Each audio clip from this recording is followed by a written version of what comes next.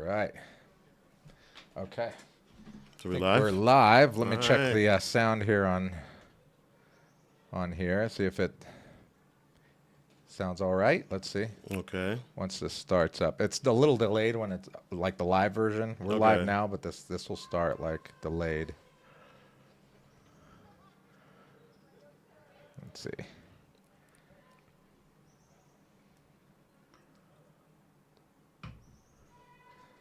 Alrighty, let's see. Checking the sound. Live. Once it loads here. Yeah. But yeah, let's see. Check 1, check 2. Yep. Okay, so I think there we go. We're live. All right. You So sound we're good. I sound good. All right, cool. All right, so you want to get close to that? You could move in there. You Yeah. go. Okay. Yeah. Yeah. You could move. You could push this up too. Okay. Like if you stand up a little bit. Okay. There you go. Because it does sink. That's the worst okay. part. That's why I put the pillows on there. If it sinks, you could just like All right. pull it back Will it up, sync but- over time? I don't know. Sometimes it just goes by itself. Oh, okay.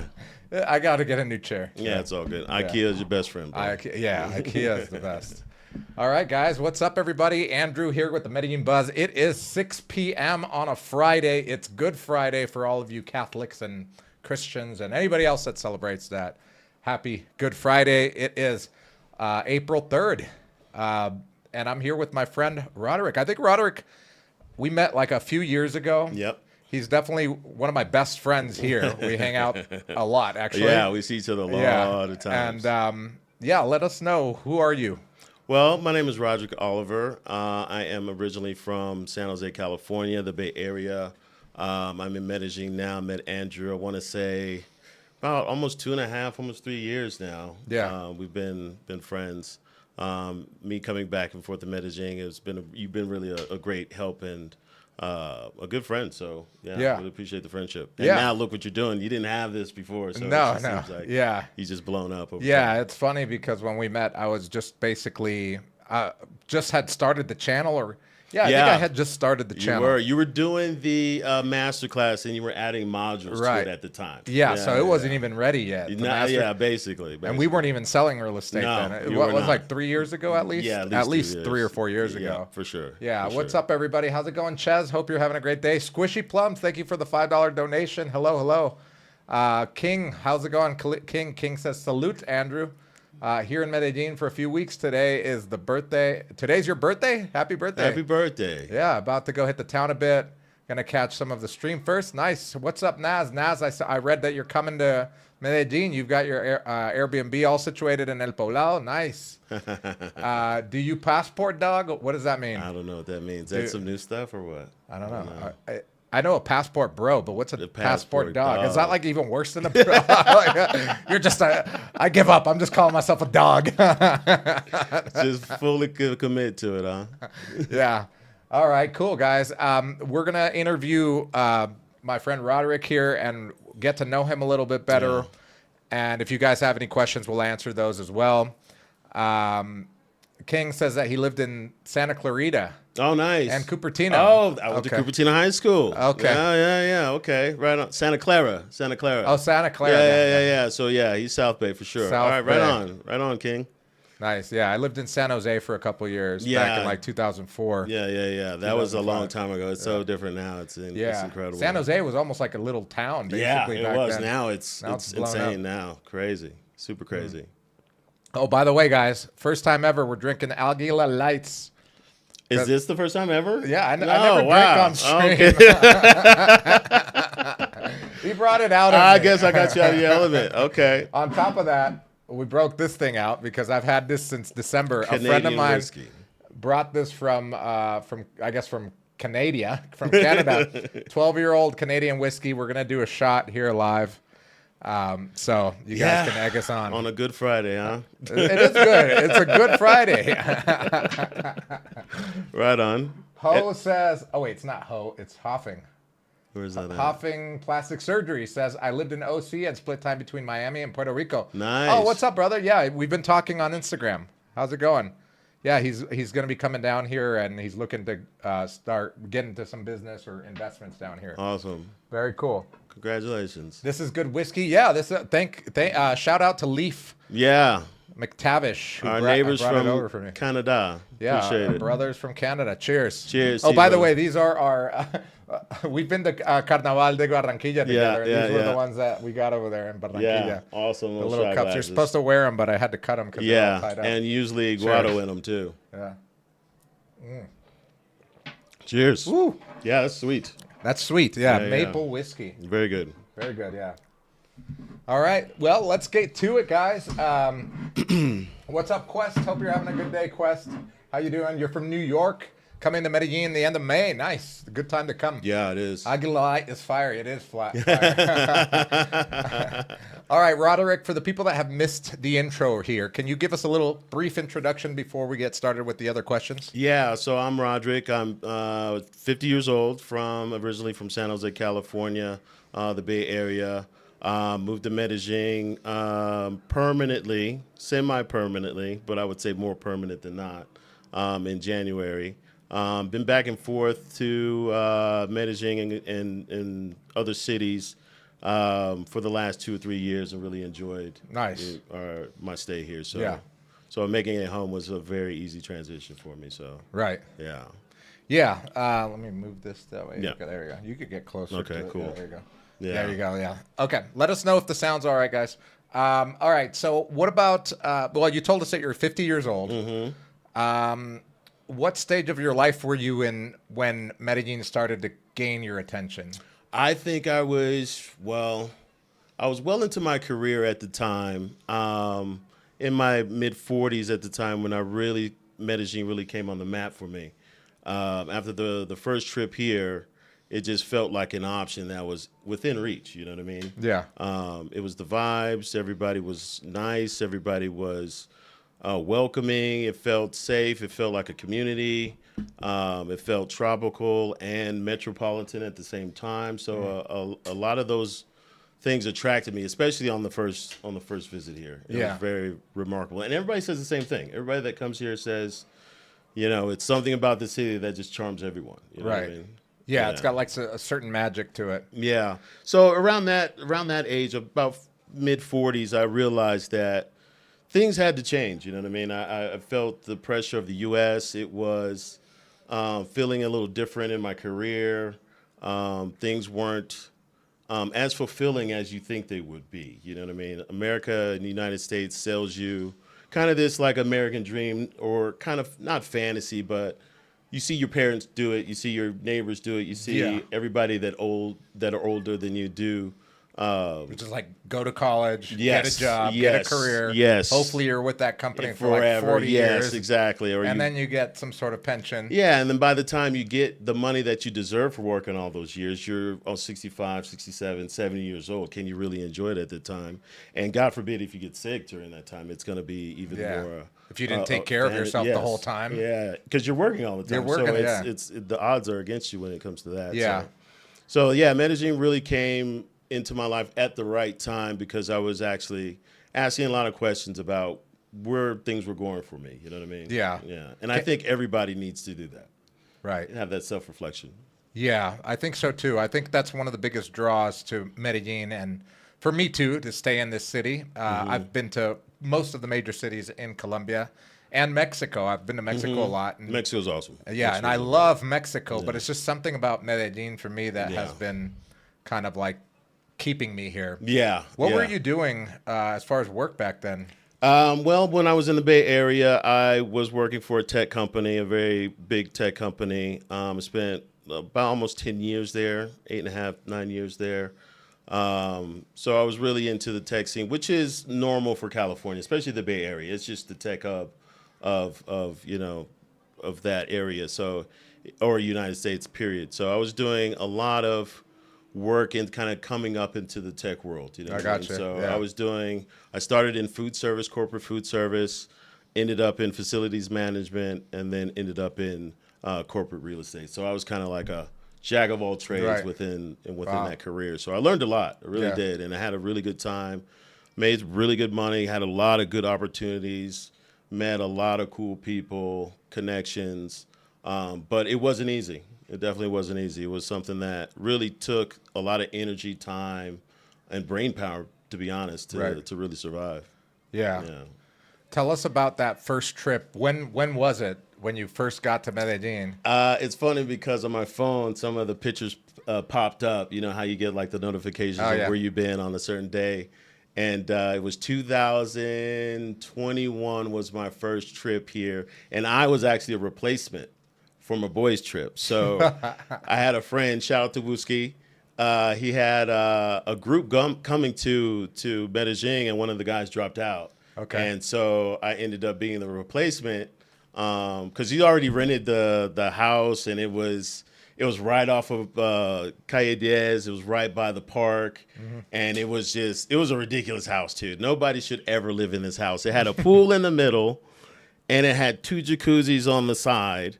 And the bedrooms were like off in the distance, and there's just pool furniture like a living room. It was like a ridiculous spot. I think I've seen that. Yeah, and then you could like section it off and like have a certain part do this, certain part do that. Yeah, it was a ridiculous place, but it's we fit all into that one spot, so it made it a really cool trip. Yeah. And he was here before, so he was kind of a veteran from Medellin and told me all about it. Okay. Yeah, so it was like not his first trip. He was kind of like bringing all the homies out. Right. So it was definitely eye opening, and to be that close to like the park and Provenza, it was like you're right in the heart of it. So you're just captured. Like it snatches you. Yeah. Yeah. And then we planned activities as well. We went out. We did the 4-wheeling thing. We went out, I think, to Guadalupe. We did the whole thing. So we did the whole, the touristy stuff. The touristy stuff, yeah. We actually got out of the city and did something, which most people don't even do. Yeah, I gotcha. Yeah, when I first got here was way different than that, but I did do some of the touristy stuff, like Comuna 13, going downtown. It's like one of the funnest things to do. Yeah, it is. And it's, it's beautiful. Like, Guadalupe is great. It's like, it's like a miniature version of Lake Tahoe or something. Like, it's really cool. Yeah. As far as like your first impression when you first got here, what was it? The view coming from the airport. Everybody knows this. When you're coming out of the tunnel and you see the skyline and the apartments on the mountains, it does something to you like, okay, I'm here. And then once you get into the city, you see all the greenery and the buildings, and it was just like you get a little bit of the city and the natural environment. Like I said, it's just all mixed in one. It's such a beautiful city at the same time, and it's one of the most, I say, beautiful cities I've ever seen. I can't even compare it to any other city in the United States. I really can't. Yeah. It's just way different. It's just situated different. It's just it's just hard to describe. But once you come out of tunnel, everybody knows. Everybody knows. Yeah, I find it interesting that like cities like Medellin and other cities around the world that are like low income, like the poor people live on the top of the mountains and have like the most amazing views. Yeah, like in Brazil. Yeah, like all the favelas are they're like high. Up in the mountains. Yeah, it's the same thing here. Yeah, exactly. Except for like El Poblado, but other than that, it's amazing. Yeah, for sure. When did you realize that this could be more than just a trip for you? Like it could be your permanent place? Yeah, I think it was once I get to a place. Just for me personally, when I get to a place, you kind of picture yourself there. Like if you go to Paris, like, I wonder what life would be like if I lived in Paris or in Amsterdam or wherever. And then once I got here and I kind of explored kind of the city, I got lost on purpose, to be honest with you. I went out of the hotel. I said, let's just go get stubborn. You know what I mean? Just go explore, start walking and follow major roads and see what's out there. So it was really kind of the comfortability that I was finding in just walking around. People were saying like, hello. Yeah. I didn't feel any kind of danger or like I was like just looking over my shoulder all the time. Obviously, you want to, keep a diligent eye, but for the most part, it was just the comfort of just walking around and exploring and seeing little shops here, little coffee shops here, walking in Manila and seeing a little pizza shop next to a co-working spot, or just in El Poblado, you see, a coffee shop with, maybe people just sitting on the bench watching soccer or something, you know what I mean? So you kind of feel like the everyday life when you're walking into these neighborhoods. And I felt really, really good about it because it gives you kind of a local feel, but at the same time, it's touristy too. There's a lot of tourists, especially in El Poblado. So yeah, it was just that first trip when I got lost, and I was like, okay, I could see. You could put yourself in. Yeah, absolutely. I could see myself doing this walk every day, and come find out I do those walks every day. You know what I mean? It just worked out that way. Yeah, and we're gonna get to that because I know that you kind of weaned into living here. You were coming back and forth, so we'll get into that here in a minute. Why Colombia though? Why not somewhere else? Because because based upon what you told me, as far as like your work is concerned, and now what you do, you could basically live anywhere, really. Yeah. Why Colombia? I think the first thing that comes to mind is the affordability and the proximity to the United States. I could be in Miami in 4 hours. You know what I mean? True. In Texas in 4 hours. I could be close to California in about 7 or 8. You know what I mean? Yeah, so, with a layover. If you go direct from Bogota, it's even shorter. Yeah, it's a short trip. Yeah. So just having that accessibility helps too. And like I said, the biggest financial reason is financial. You know what I mean? It's just a lot more affordable. You get a lot more for your money, and it's just a quality of life here that is just unmatched. Like you could go to Asia, you could go to Europe, you could go to anywhere in North America, but down here it just seems like it's just a different pace, different priorities, and you really get more for your money here. You really do. Yeah. Amazing. Yeah, it is. It's way cheaper than most major cities in California. I would say probably all major cities. There's 10 expensive cities and 3 cities in the Bay Area are on that list. Yeah, it's ridiculous. Yeah, it's crazy. It's expensive as heck. But a lot of people do make a lot of money out there, too. Absolutely. There's opportunities to make, opportunities to make a lot of money, for sure. Right. What was the U.S. no longer giving you that at this stage of your life? The stability that we've all buy into when we get a job. We start getting 401ks, you start buying a house, you start getting into a family. Those things kind of wane after a while, especially the state of what's going on today. It's just like, is that American dream broken now? Is it something that's even attainable now? Is it something that you could aspire to? And is it even worth it, to be honest with you? Is the American dream what we all bought into when we started working and making our first dollars, is it even working? And I don't think it is, to be honest with you. Yeah. I mean, I wish out of all the generations to have lived as a young person, I think right now they have an advantage because you could pretty much make money from anywhere in the world. You can make dollars from anywhere in the world. Yeah, absolutely. So you don't necessarily have to live in the United States to actually achieve the American dream, which is a good thing. And I think you can continue that thought of the American dream. And what is the American dream, I guess? Like the American dream is like what? Like you grow older, you buy a house, picket fence, 2 front kids, yard, backyard, 2.5 4th of July, kids, maybe in Florida. A couple pets, it's 2-week vacation. I don't even think that's even worth it, to be honest with you. You know what I mean? I'd rather not do that. That doesn't sound do you have fun any at all. kids? No kids. No kids. So you're no kids. You're not married. No kids, not married. So I have freedom. So you are living the dream.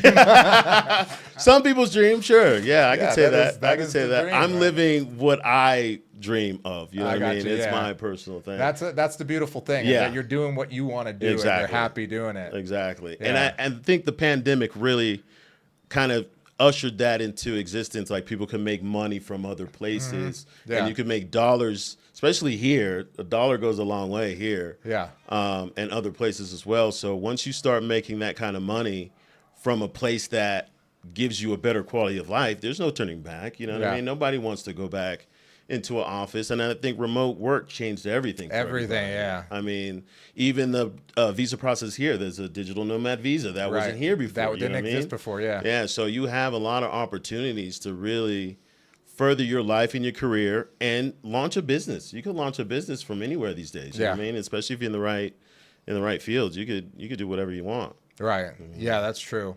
Let's say hello to some of the people here. What's up, T-Mac? T-Mac is a member of the Medellin Masterclass. He says, I moved to Medellin just to hang out with Andrew. Been going on 5 years now, and we have hung out. Nice. NTLG says, yay, more of America's rejects. Please go make America great again and leave Colombia. Sorry, bro. Sorry, bro. I ain't leaving. You're getting gentrified out. Yep. Go back to Colombia. Yep. T-Mac says, they're having a conversation there. Hey, Squishy Plum says, is it safe to ride an expensive carbon fiber bicycle in Medellin? We see it all the time. Yeah, I see a lot. Biking is like the second national sport. Really is. And you see people with like $10,000 bikes, $5,000 bikes riding up in the hills. Right. Most of them go in groups. I hardly ever see like a solo though. Yep. So that could tell you something there. Yeah. So I don't know because I don't ride, but but if I did, I'd probably find a group to go with. Yeah, I see him riding in El Tesoro up the hills all the time, especially on Sunday. Yeah, those hills are tough. Yeah, they're serious. Serious. Naz says, yes, remote work has been a life changer for me too. Yeah. And let's see. Free agent lifestyle. Yeah, you're a free agent. All right, so let's talk about the Bay Area. What was it that you were done with in the Bay Area that made you come down? Yeah, done with is kind of harsh, but true. I think it's unsustainable.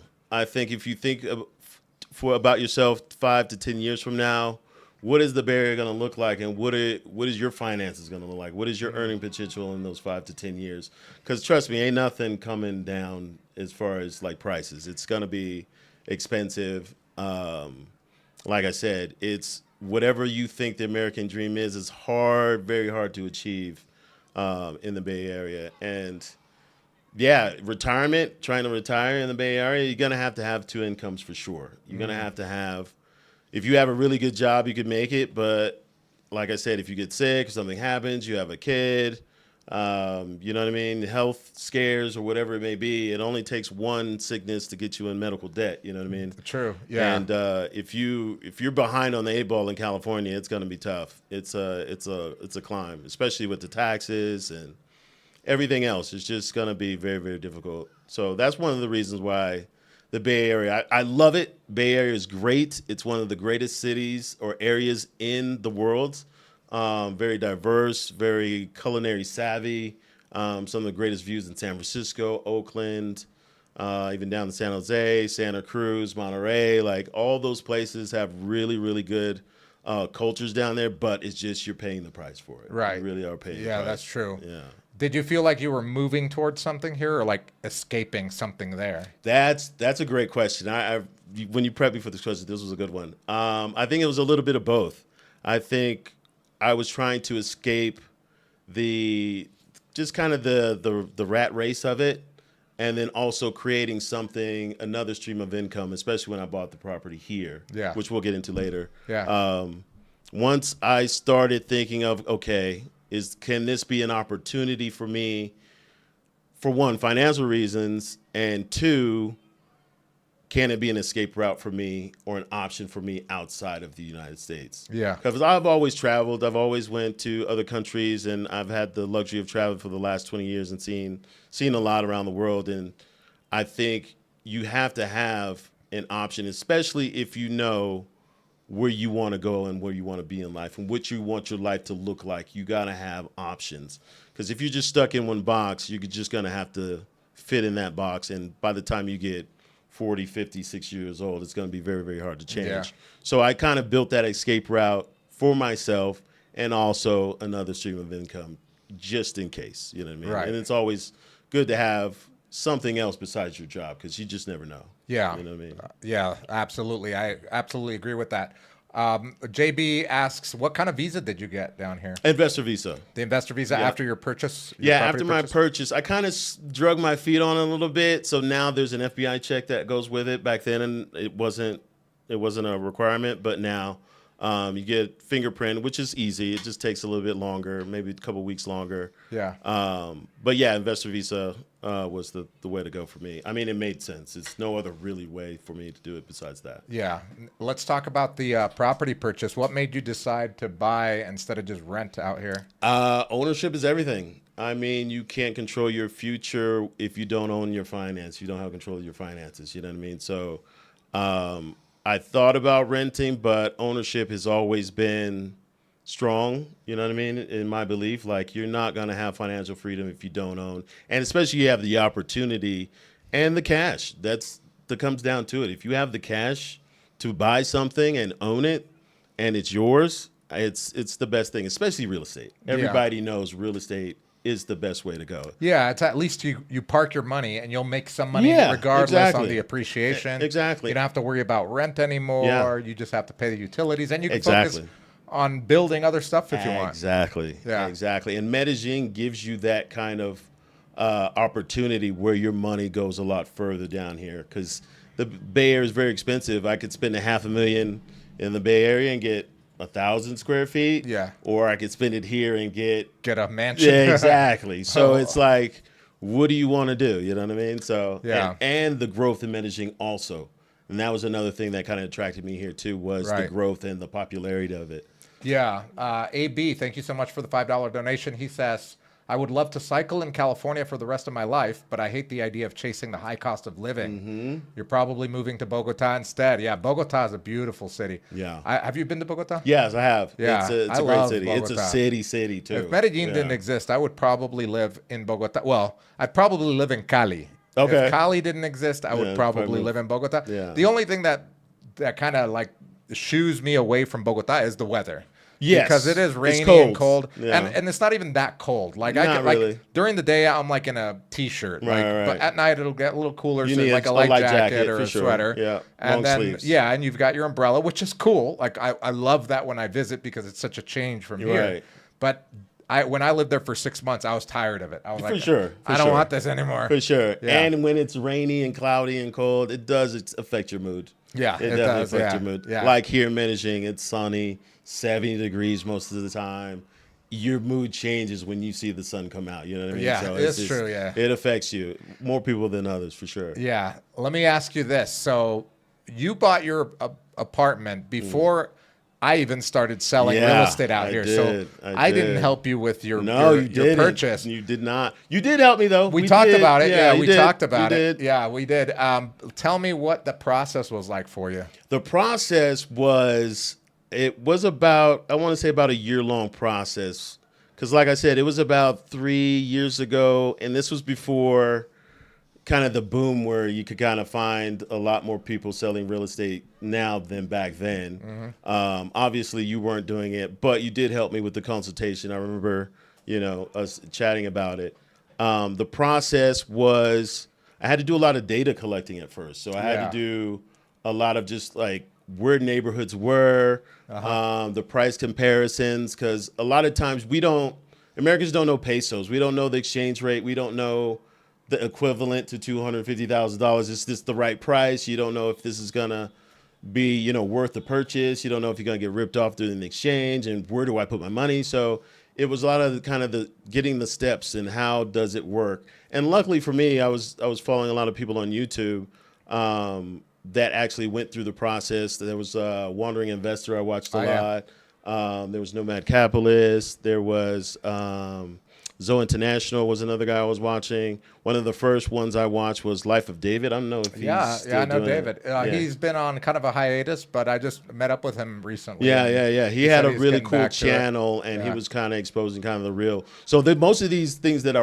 was watching was real life people actually operating in Colombia. It wasn't just, hey, we're going to the club, or it was like serious people that I was actually watching and trying to learn the process and what it takes to do it. So I kind of had to learn it all on my own. It was kind of like a solo mission where I really had to kind of like do the work and really figure it out. And luckily I worked with a company here, Rich Holtman. Yeah, Rich. Yeah. He helped me out. We did a nice little consultation, and I figured out he hooked up a lot of the things that I was looking for, and it's kind of guided me through the steps of what it took to kind of have my money ready. What did I want to look at, where I needed to be, and just kind of do the due diligence that way. So it really worked out, but it was definitely difficult. It was definitely difficult. Yeah. What was something that surprised you about the process like the most? The documentation was a thing now that I think about it, because me doing it on my own, all the documentation was in Spanish. Oh, yeah. And it's legal Spanish. It's not even like even if you knew what they were saying, you yeah, wouldn't know. it's like all this legalese, and then you get copies of this and seal of this, you're signing this. And it was like hundreds of pages of things I had to read and really understand, read them over and over and over again, and just kind of figure out, okay, is this going to hang me up? What does this mean? Going back and forth with, my lawyer and figuring out, what is this? Is this going to hang me up? What is this? What process is this? Do I get a copy of that? So a lot of that was very, very difficult to navigate, but yeah, it was good. I think it was a good mission that I had to do. If I had to do it again, I would definitely have help for sure. Well, that leads me to the next question. If you were to do it again today, what would you do differently? Definitely use you. Yes. Good answer. Definitely use you. I would definitely be more diligent on the process, because me being a first-time buyer here, I leaned on kind of the person that was selling the house. And that's another thing that I didn't mention was there's no MLS, there's no loans. You can't apply for a home loan here as an American. So you have to do it straight up. It's not like you're dealing with the real estate agent and then they're doing all the legwork for you. It's not like that. And sometimes you could direct negotiation with the owner, which is also a plus. And I know that you do that too, right? Yeah, I love doing that. I love going directly with the owner, because then you know his motivation. Right, exactly. You know the whole deal. You don't have to go through an intermediary. Yeah, and you don't know the motivation of the person in the middle. You don't talk to the person that you're buying from. You have no idea. Yeah. So that was kind of a shock to me. That was definitely different, because it's totally opposite of what you see in the U.S. for sure. Right. It's not even close. That is a good answer, and that leads me into today's sponsor, me. The sponsor for this podcast and this show is MedellinLivingRealEstate.com. If you're coming to Colombia, or when you're coming to Colombia and you're ready to buy within the next 30 days, not in 2 months, not in 3 months, not just wanting to get information because you could get that anywhere else, but when you're ready to buy a property within the next 30 days and your budget's over $150,000, there's a link in the description below. Fill it out and somebody on the team will get back to you as soon as possible. There is no MLS here. No, not at all. So don't even try it. Yeah, don't even try to look for it, because there is no MLS. That's why we started the Medellin Living Search System, MLS, where we become your MLS. And we search all the platforms out here to find you the perfect property, whether it's investment, lifestyle, etc. Thank you for teeing that one up, or throwing that softball at me right there, so I can segue into that. Yeah, absolutely. Yeah, I definitely, if I had to do different, it would definitely go through you, because I know your due diligence in what you do. So yeah, for sure. Absolutely. And you know everybody. I mean, you're like the mayor of Medellin. Yeah, that's the thing. AB asks, how has the DN visa gotten harder this year? I don't think it's gotten harder as far as process. It's the same process. They just now, the minimum wage increased by like 20%. Yeah, it did. So that was this year, right? Yeah, that was this year. So there's an increase on the minimum amount that you have to show that you make every month. But the process is still easy. I mean, it's still the same. Right. And just like anything in Colombia, it's really who you work with and who they know in the system to get things done quickly. Unfortunately, that's kind of how things work out here. There's no like black and white. Like if you wanted to do it by yourself, and you're like, oh yeah, I'll just follow the rules or follow the steps, you could be screwed. Yeah, it's a lot of steps. Yeah, it's a lot of steps. And on top of that, if you work with someone that knows someone in immigration that can, they can float a couple hundred to and get that done quickly. It's even better. It's even better. Yeah. Unfortunately, I'm not condoning it. I'm just saying that this is what I hear through the grapevine. All right, last question about buying property out here. Should people rent first or buy if they know they're serious? I would say, for the sake of your sanity, rent first. I would say get to know Medellin, especially if you're not familiar with the city, because you could go for the nice, new, shiny thing, but end up in a shithole neighborhood. You know what I mean? True. Or somewhere where you can't walk or doesn't fit your lifestyle. You know what I mean? It's something that you don't want to throw all that money and then regret it later. So I would say rent, explore the city, Look for the big picture of the neighborhoods. Is it walkable? Is it safe? Is there a cafe nearby that you could frequent? If there's construction going on, is there kind of future growth in that neighborhood? That might be a good thing to look at. You want to live it first, I would say. Live the life of Medellin and then kind of figure out where you want to go. Do your due diligence first and then figure out. Because, I mean, if you're ready to buy, it probably is not going to take you too long to figure that out. You know what I mean? I think so. Yeah, like if you're ready to go, you're pretty much doing what you did. Yeah. Doing recon missions around the neighborhoods. Yep. Figuring out who you can trust to exactly. work with. Exactly. Figuring out what the cost of everything is and then pulling the trigger, which is smart. AB asks, gotcha, who can I contact this year about digital nomad? You can contact, I'll put it here in the chat, nexo.legal. Instead of .com, it's .legal. They're a law firm out here that covers everything from taxes to visas to contract law out here, even labor law, I believe. So yeah, they speak English, so they're great. There was another thing in the chat about investment visa versus the military visa, I think. Oh yeah, I did not see that. Yeah, there was somebody's retired visa or investment visa. Trey asked that. I don't know. That's a good question, but I do meet a lot of veterans here. There is a VA hospital in Envigado that VA personnel could go to. So I don't know. It just depends. I would actually chat GP that one. So I don't know.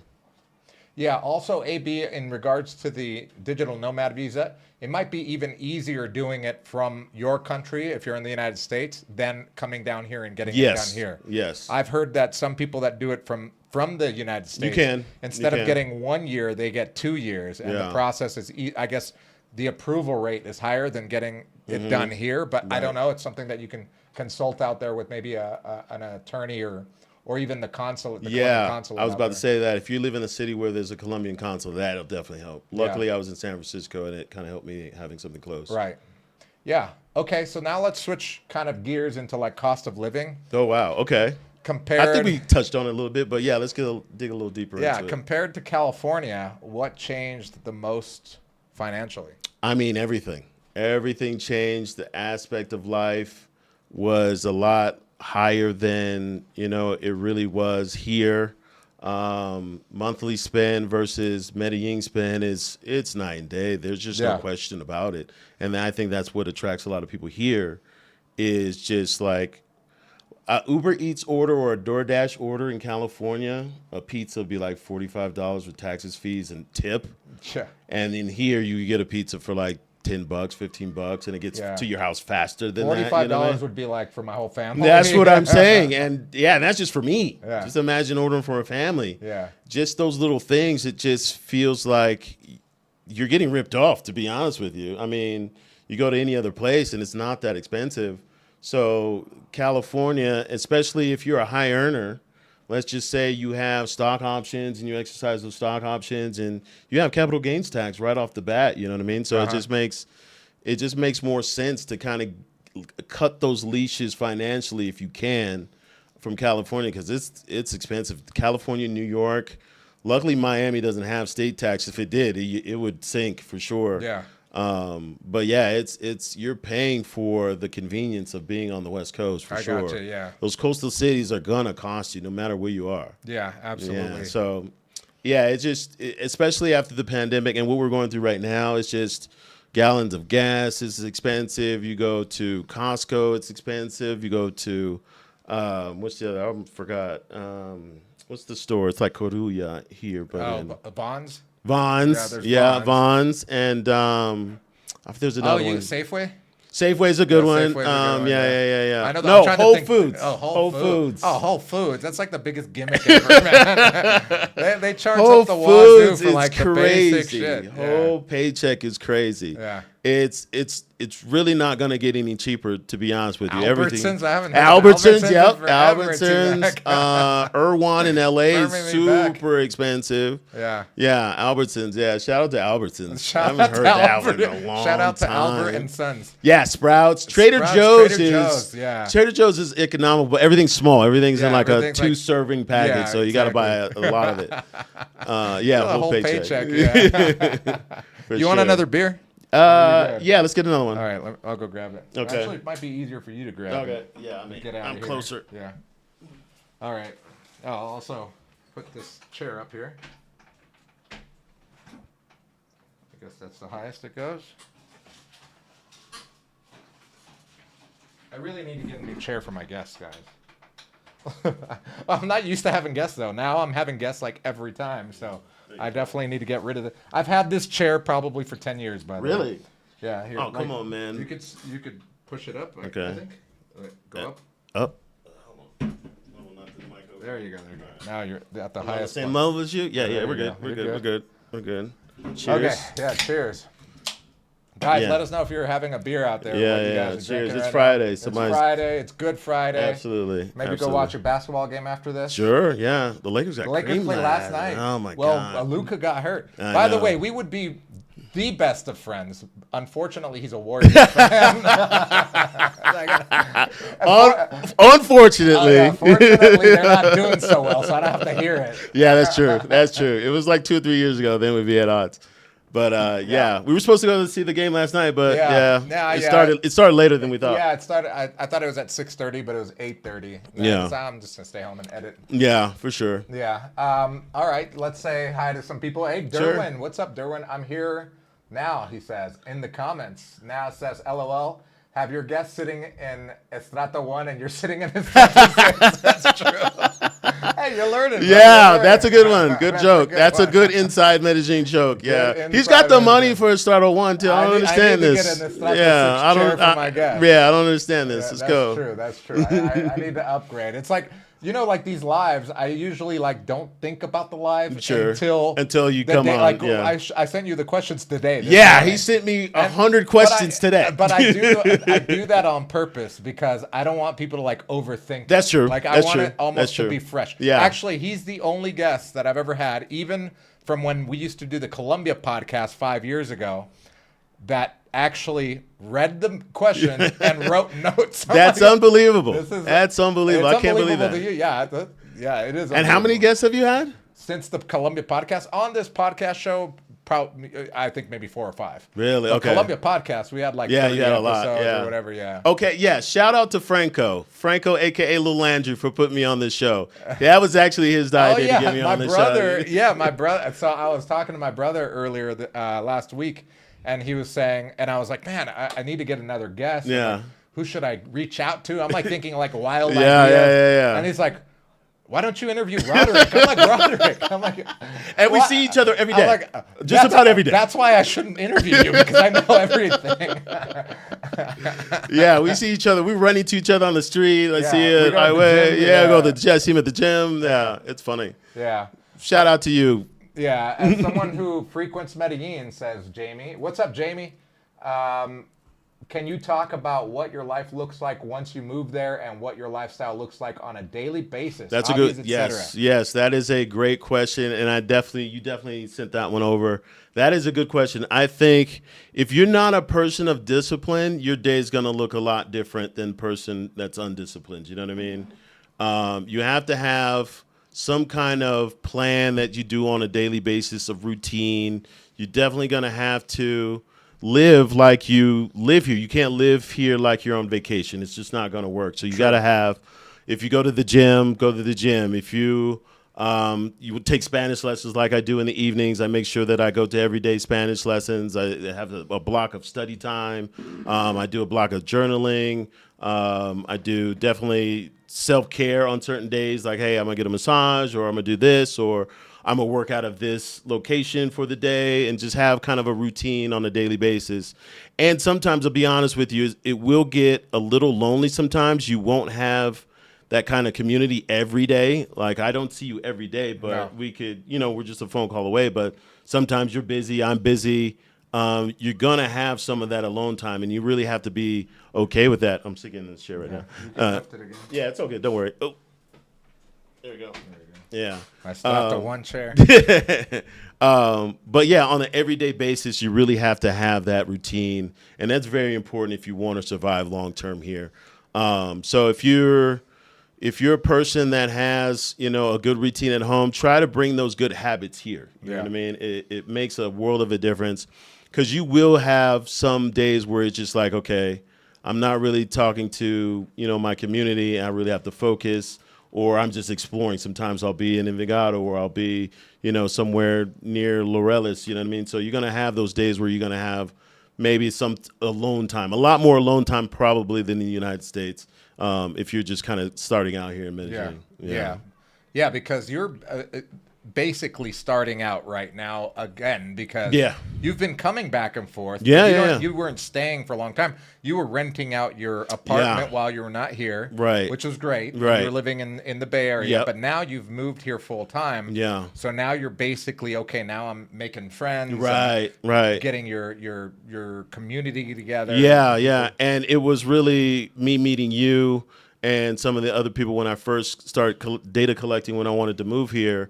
I started that community with you and some of the people that and then, once you start, frequenting other places, you start meeting other expats with the kind of the same story. So you really do build a community over time. I was just kind of back and forth. I was, in the Bay. I would stay out here for a month, maybe come down here in the summer, go to Barranquilla with everybody for the Carnival. So I kind of had my year planned out there, but I knew then that I had to have good habits, because there's a lot of distractions and there's a lot of things that really could get you lost in the sauce. Yeah, sidetracked. Really. It's true, because like if you're in the United States and you're living your life, you're going to work every day.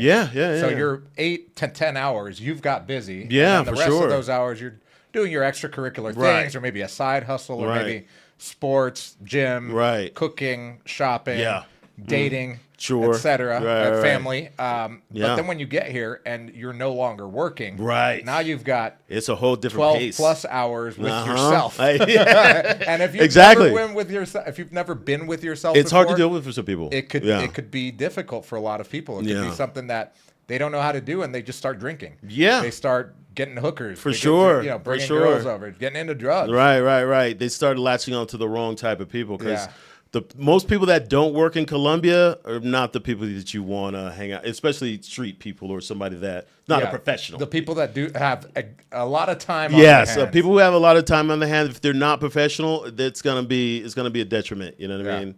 Yeah. Because you start picking up their bad habits, and before you know it, you're day drinking for a week straight. Every day is a weekend, and then before you know it, you're lost. Yeah. T-Mac brings up a good point. You should mention Help Colombia. He is part of Help Colombia.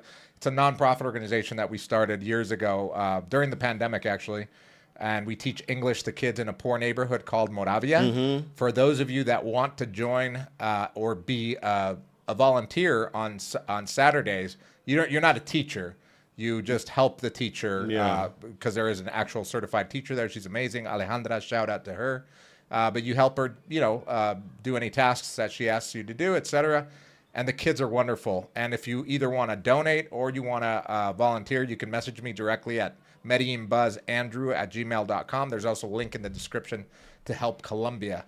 And also, if you look up Help Colombia now on Instagram, you can see the Instagram there, and there are links there as well so that you can join there.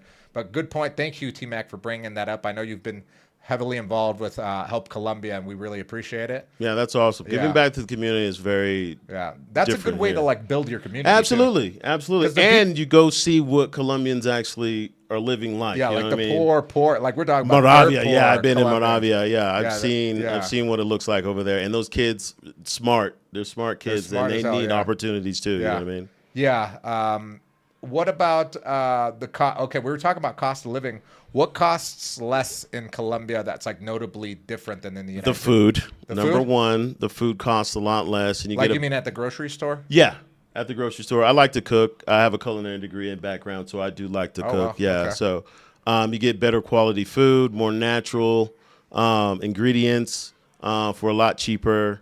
The gym is another one that's cheap. I paid I started in January with Smart Fit. I think I'm paying like $300 a year versus probably $600 or $700 a year in the States. You know what I mean? So it's definitely going to be, and it's a great gym. You could go to any gym in South America, so it's a really good access.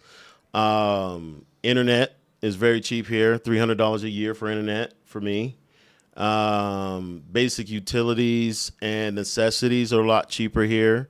Light, gas, internet. My whole monthly bill with my apartment, it's probably like $400 at the most on average. So that's HOAs, that's all that's everything included. It's like $400. Property taxes? Yeah, property taxes. So it's a lot cheaper and costs a lot less here to really maintain your basic necessities, I would say. I got you. Yeah, I agree with that. It's something that you take for granted after being here for so long. Yeah, absolutely. But it's good to hear that back. Yeah. It's like it is definitely different for sure. What has been like unexpectedly more expensive here than in the U.S.? Number one, if you want to buy a car here, you're gonna pay 20% more than you will in the States for sure. I'm not sure if it's import tax or what it is, but you're gonna pay a little bit more money for having a vehicle. Yeah. Luckily, Medellin is a place where you could Uber everywhere, but if you want to go outside of the city, it would be good to have a car. Yeah. You could just get on the road and drive. It's a little traffic is a little hectic, but if you're in LA or New York, you should be fine. Yeah. Yeah. It's if you're in a traffic heavy city, you'll get used to it very, very quickly. But yeah, cars are very expensive here. And shoes.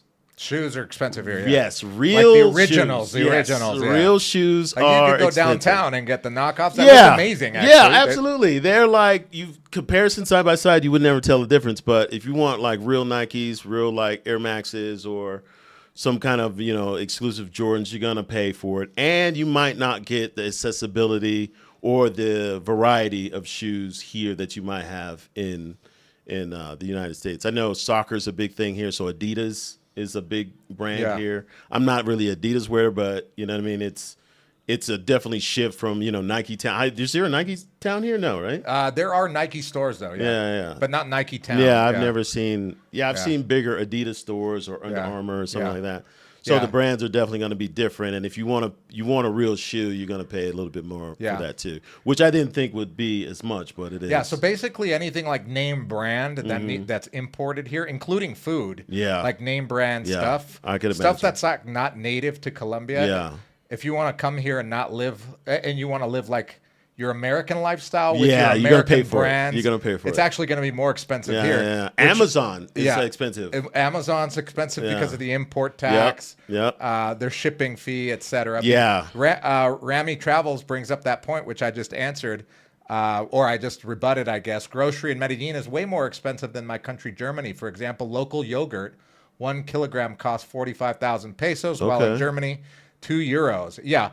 Here, it's not like a yogurt country. Nah. try Greek yogurt. I literally eat Greek yogurt every day. I love Greek yogurt, but it's so expensive. We're talking about like 75,000 pesos for like a 1 kilogram. Yeah, and that's gone in a day. Yeah, and it's basically gone in like a couple days. Yeah. So I definitely feel that, but it's also like, okay, do I want to live the luxuries of the U.S. and Europe now in a third world country or in a developing country? Do you need to is the question. Yeah, you probably don't. Yeah. You probably make yogurt at home. You've got a culinary degree. Yeah, exactly. All you need is cream and a little bit of activity. Yeah. What's up, Chess says, I know the SIM-less iPhones you can now use but need a passport for a setup. Claro is good for that. Okay, yeah, I it is. Know that. Yeah. You go to the Claro store in Santa Fe or something. You just because it's all eSIMs now. It's not actually physical SIMs. So there's Chef Jeffrey. He's 7 foot tall, bro. Where's he at? Right there, the blue. Oh, okay. Chef Jeffrey. His shoes. I wear a size 20 shoe. Remember? Oh damn! Yeah, you're gonna have a hard time. You're gonna have to go to the blacksmith. The cobbler.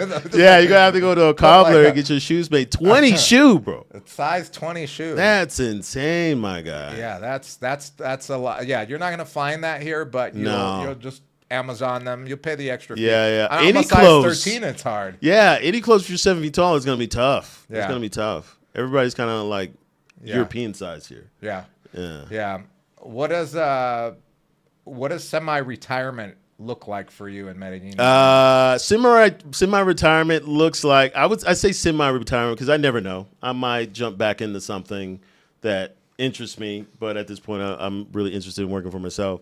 Right now, it looks great. I get to focus on my goals, what I want to do with my life, and it's all without the stress of working from somebody else. You know what I mean? It's something that I really look forward to, putting stuff on my calendar that I want on my calendar. You know what I mean? Focusing on some of the goals that I want to do, and in semi-retirement definitely can accelerate that because you have more time dedicated to that. You know what I mean? Yeah. And especially here, if you have a goal of, hey, getting out of debt or paying bills, or, you might be behind in something that you want to make sure that you get a hold of it, you could do it faster here because you're not spending as much more money. Right. So financially, it definitely makes sense for me. And it just gives me more time to work on things that I want to do. You know what I mean?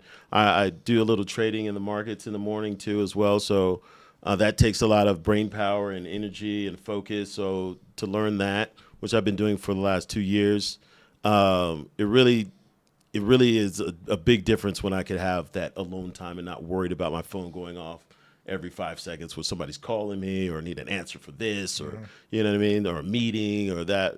It's way easier for me to focus. So it looks a really good life. I really appreciate and very blessed to kind of live this way, which I've always tried to strive for, is doing something on my own. Yeah. So yeah, I'm very fortunate to do that. And a lot of people here, they're kind of semi-retired too. I meet a lot of people that have a lot of free time. Like their day's over by noon, and then they just have the rest of the day to kind of do what they want. Yeah. Depending on the time zone where you're working in too. So it's definitely a good lifestyle. Even if you're fully retired, that's even better.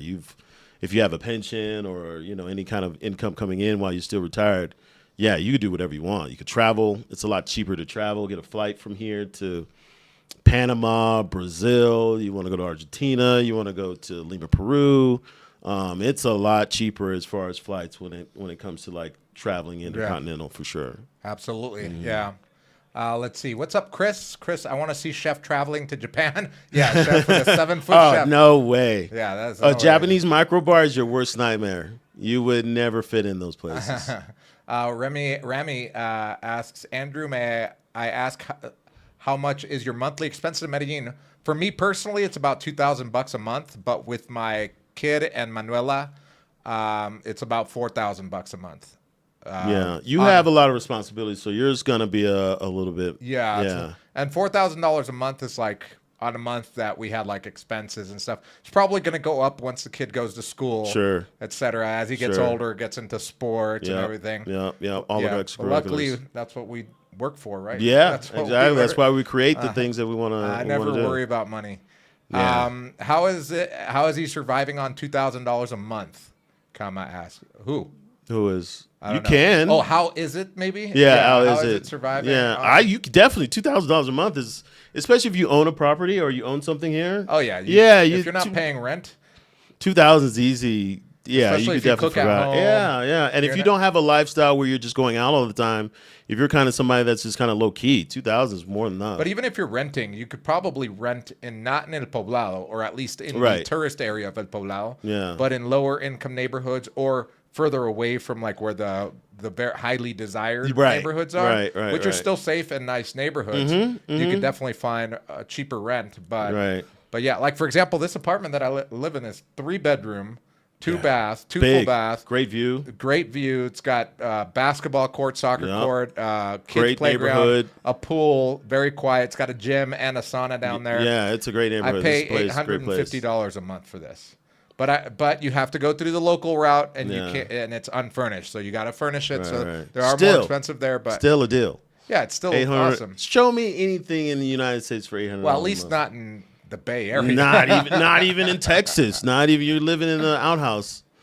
Yeah. So yeah, $2,000 a month I think would be sufficient if you really budget and not go out of control. I think it's a lot. And I see those questions a lot, like how much does it take? It doesn't take as much as you think if you don't have expensive habits. If you're not that's a the other person thing that just spends money a lot and you're always eating out, or you're always, going out to eat or entertaining people, and you take the bill like 4 or 5 times in a month, it's gonna wear on you eventually. But if you're just a low-key person, it's not gonna be that hard. Yeah, and even me, like, I don't cook a lot at home. Yeah. I literally will go out every single day. You've seen me. I vlog every single day. Yep. So I go out, go to the cafe, have breakfast, either at the mom and pop shop where it's like $6 for the breakfast.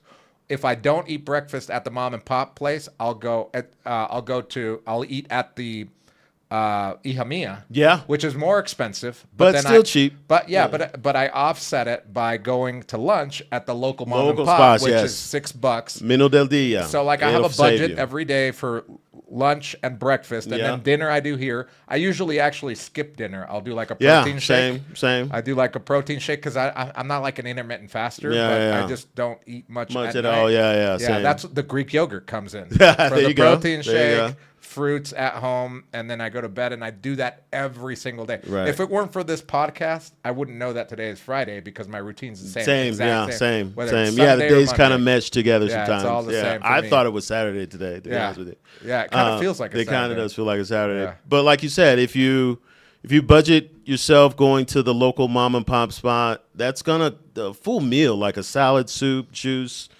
proteins, carb.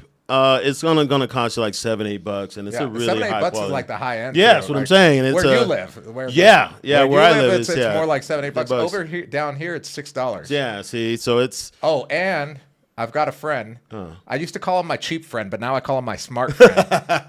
Shout out to Sam Goody.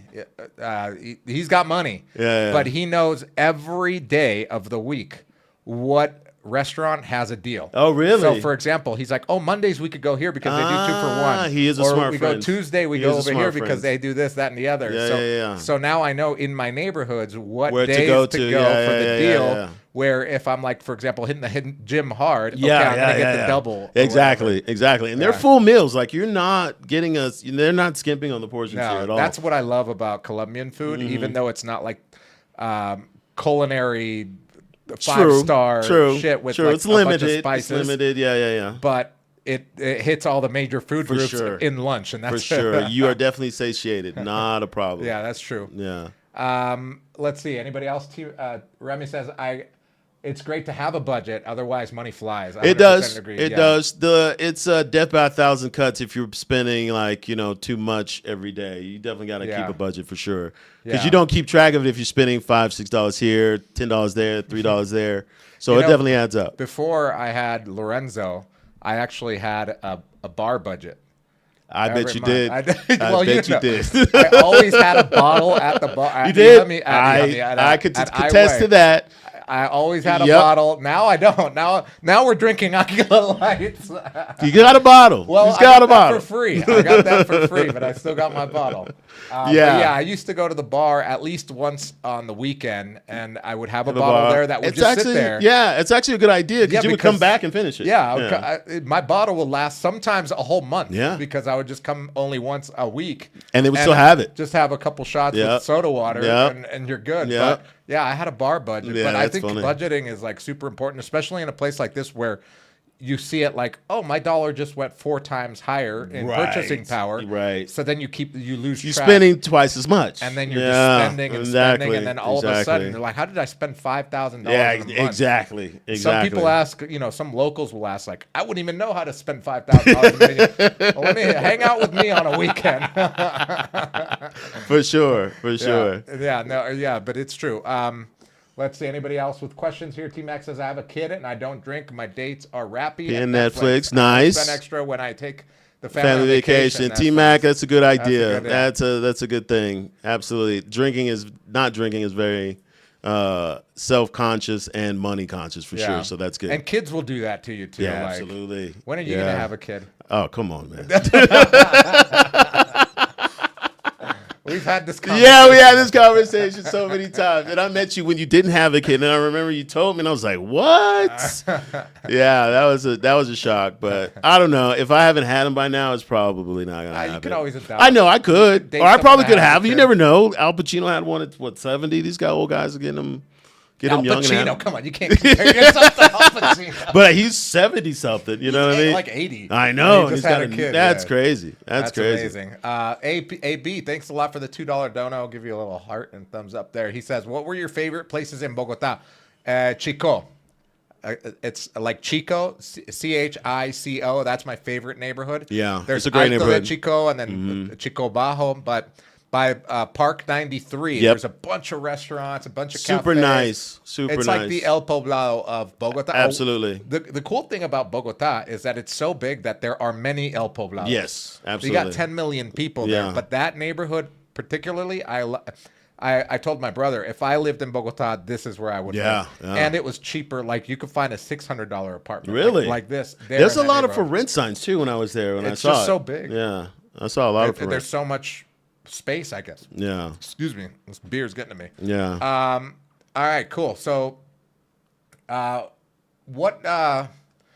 me get to the next question here. What does a normal good week look like for you? Good question. I think the perfect week starts with small wins every day. Okay. Every day, make sure that you win at something. If it's just a simple task that you're doing on a daily basis, make sure that you're achieving that task on that day or the next day. Have some kind of schedule, and it makes the week so much more rewarding when you get – it's like delayed gratification. If you know you have to do this on Monday, Tuesday, or before Friday, do it on the beginning of the week so you have a little bit of wiggle room for the rest of the week. You stick to your schedule. I wake up early. Like I said, I'm looking at the markets early in the morning to see what's going on. Journaling daily, having good habits, doing that. Do that on a daily basis. Gym routine at least 3 times a week is a good routine to have. Spanish class, I can't stress it enough to be fluent or semi-fluent in Spanish, especially if you're here for a long time. The language is definitely a must. Nomad Spanish, shout out to Nomad Spanish. That might be another plug for you. Maria is my professor. She's great. She's awesome. But that's kind of my week. You're signed up for Nomad Spanish? Yeah, I've been going I told you this, bro. I don't remember you telling me this. I know you were taking evening classes, but yeah. So I'm at every day. Yeah, that's part of my daily routine is going to class every day in the evening. So, I really focus on filling my day with things that I need to do. I need to go to the gym. Definitely need to journal. I definitely need to go to Spanish class. I definitely need those small wins that I could achieve. Just give me the confidence and just stacking those small wins every day, no matter what it is. You know what I mean? Especially when I journal, I make sure that I have tasks that I need to get done. And I might write that task maybe 3 or 4 times just because I didn't achieve it that day. But me writing it down, it's fresh in my mind. Okay, I'm going to do it right now. You know what I mean? So the week really looks really scheduled. I try not to drink from Monday to Thursday, Friday. I don't do any going out usually during that time. I usually save it for the weekends. It might be a rare occasion that I might go out, maybe out to dinner or something, or I might take a walk and say, hey, I might go to dinner and have a beer or something. But most of the time, I'm pretty straightforward when it comes to having a daily, weekly routine, and then just saving those relaxed days or cheat days for the end of the week. So that's what my normal week looks like. Okay. Yeah. You said you look at the market. So are you doing day trading? Yeah, I'm doing day trading right now. It's the markets are super volatile. Anything Trump says will move. So you got to be really diligent. That's why I get up before the market opens, do diligence. And sometimes I might not even take a trade. You know, having no trade is a good strategy too. You know what I mean? So I just kind of make sure that, I'm focused on kind of stack, like I said, even in trading, smacking those small wins. If I get 200, 300, 400, $1,000 a day, that's fine. Doesn't necessarily mean about the money. It's just if I could just keep stacking being consistent and showing up. Showing up is half the battle right there. True. You know what I mean? Yeah. Especially when the gym, the journaling, just showing up and doing those things really helps you stack those small wins to give you confidence for the next week. You know what I mean? Yeah, I just started journaling too. Did you just start, or have you been doing it? I've been doing it probably, I want to say probably the last 6 months, on and off. I really locked in when I moved here because I needed that focus, especially being in a new place, like not really starting in life, but re-jumping my life here. Right. So I needed kind of that focus and just kind of that more in-depth thought that I needed to really make it here. So journaling was something that I really focused, and it makes a difference. If you want to achieve something, write it down. Yeah, true. Write it down, bro. I'm telling you, it makes a ton of difference. Have you been to many other countries? Yeah, I've been traveling for the last 20 years. Luckily, I had a job when I was working in the Bay that sent me all over the world. I've been to Mexico City, been to Amsterdam, been to Tokyo, Singapore, Thailand, Vietnam, Germany, India, Spain, Hong Kong. I've been a lot of places. I was definitely blessed to have some kind of career that sent me on these places, and a lot of vacations too. Cuba was another one. I'm a traveler. I always feel like I need to go somewhere and explore. You know what I mean? Yeah. I need to figure something out outside of my daily routine and my daily kind of like bubble. So I really enjoy learning other cultures and figuring out what's going on in local. Yeah. Because a lot of times you don't hear about these places when you're in the United States. You're very in that Bubble. U.S. bubble. You don't know what's going on in Kuala Lumpur or Dubai or Tokyo or South America. We're all stuck in kind of that brain fog that we call the U.S., and you just really don't know until you go to these places and figure out. You're like, oh, wow, this is great. I didn't know this kind of food was served here. You know what I mean? Yeah. So it's a lot of discovery when it comes to traveling for me. Here's a good question for you. If it weren't Colombia, what country would you go to or live in? That's a good question. I don't know. I think the Latin culture is definitely something that draws me to it just because of the African diaspora that exists down in South America. Asia was cool, but I don't think they're as nice. They're nice, but they're just not as outgoing as people here. I love the Asian culture. They're very disciplined. Everything's clean. They like to have fun. I mean, if they're not working, they're having a good time. They're enjoying the life. If I had to live anywhere, Spain would be a cool place. I think Barcelona is really a cool place. Yeah. I think I could survive there for sure. And that's where I started learning Spanish because I was in Barcelona and I had a friend there and he was translating everything for me. Mm-hmm. And I felt bad. I'm like his kid now. Like he has to tell me everything. He has to read the menu. So it kind of triggered me like, all right, I need to know. If I'm going to travel to these places, I need to know at least some kind of basic exchange of kind of, communication. So It just kind of makes it a lot easier. So that's when I really started diving into Spanish. And that was 2016, 2017, something like that. Wow. Yeah, cool. it was a long time ago. I still haven't gone to Spain. I need to get down there. Yeah, Spain's a vibe, especially Barcelona. It's like the Cancun of Europe. Everybody goes there. Yeah, awesome. It's really cool. It's really cool. That leads me into my next sponsor, NomadSpanishMedellin.com. When you are in Medellin and you are ready to take Spanish classes in the evening, like my friend Roderick here, check out NomadSpanishMedellin.com. There's a link in the description below, and that pays our bills. Yeah. Or it helps pay the bills. Yeah, and they're great teachers, man. It's a awesome, really good experience. You're really diving into grammar. You're going every day, so it keeps you consistent. Right. Very affordable.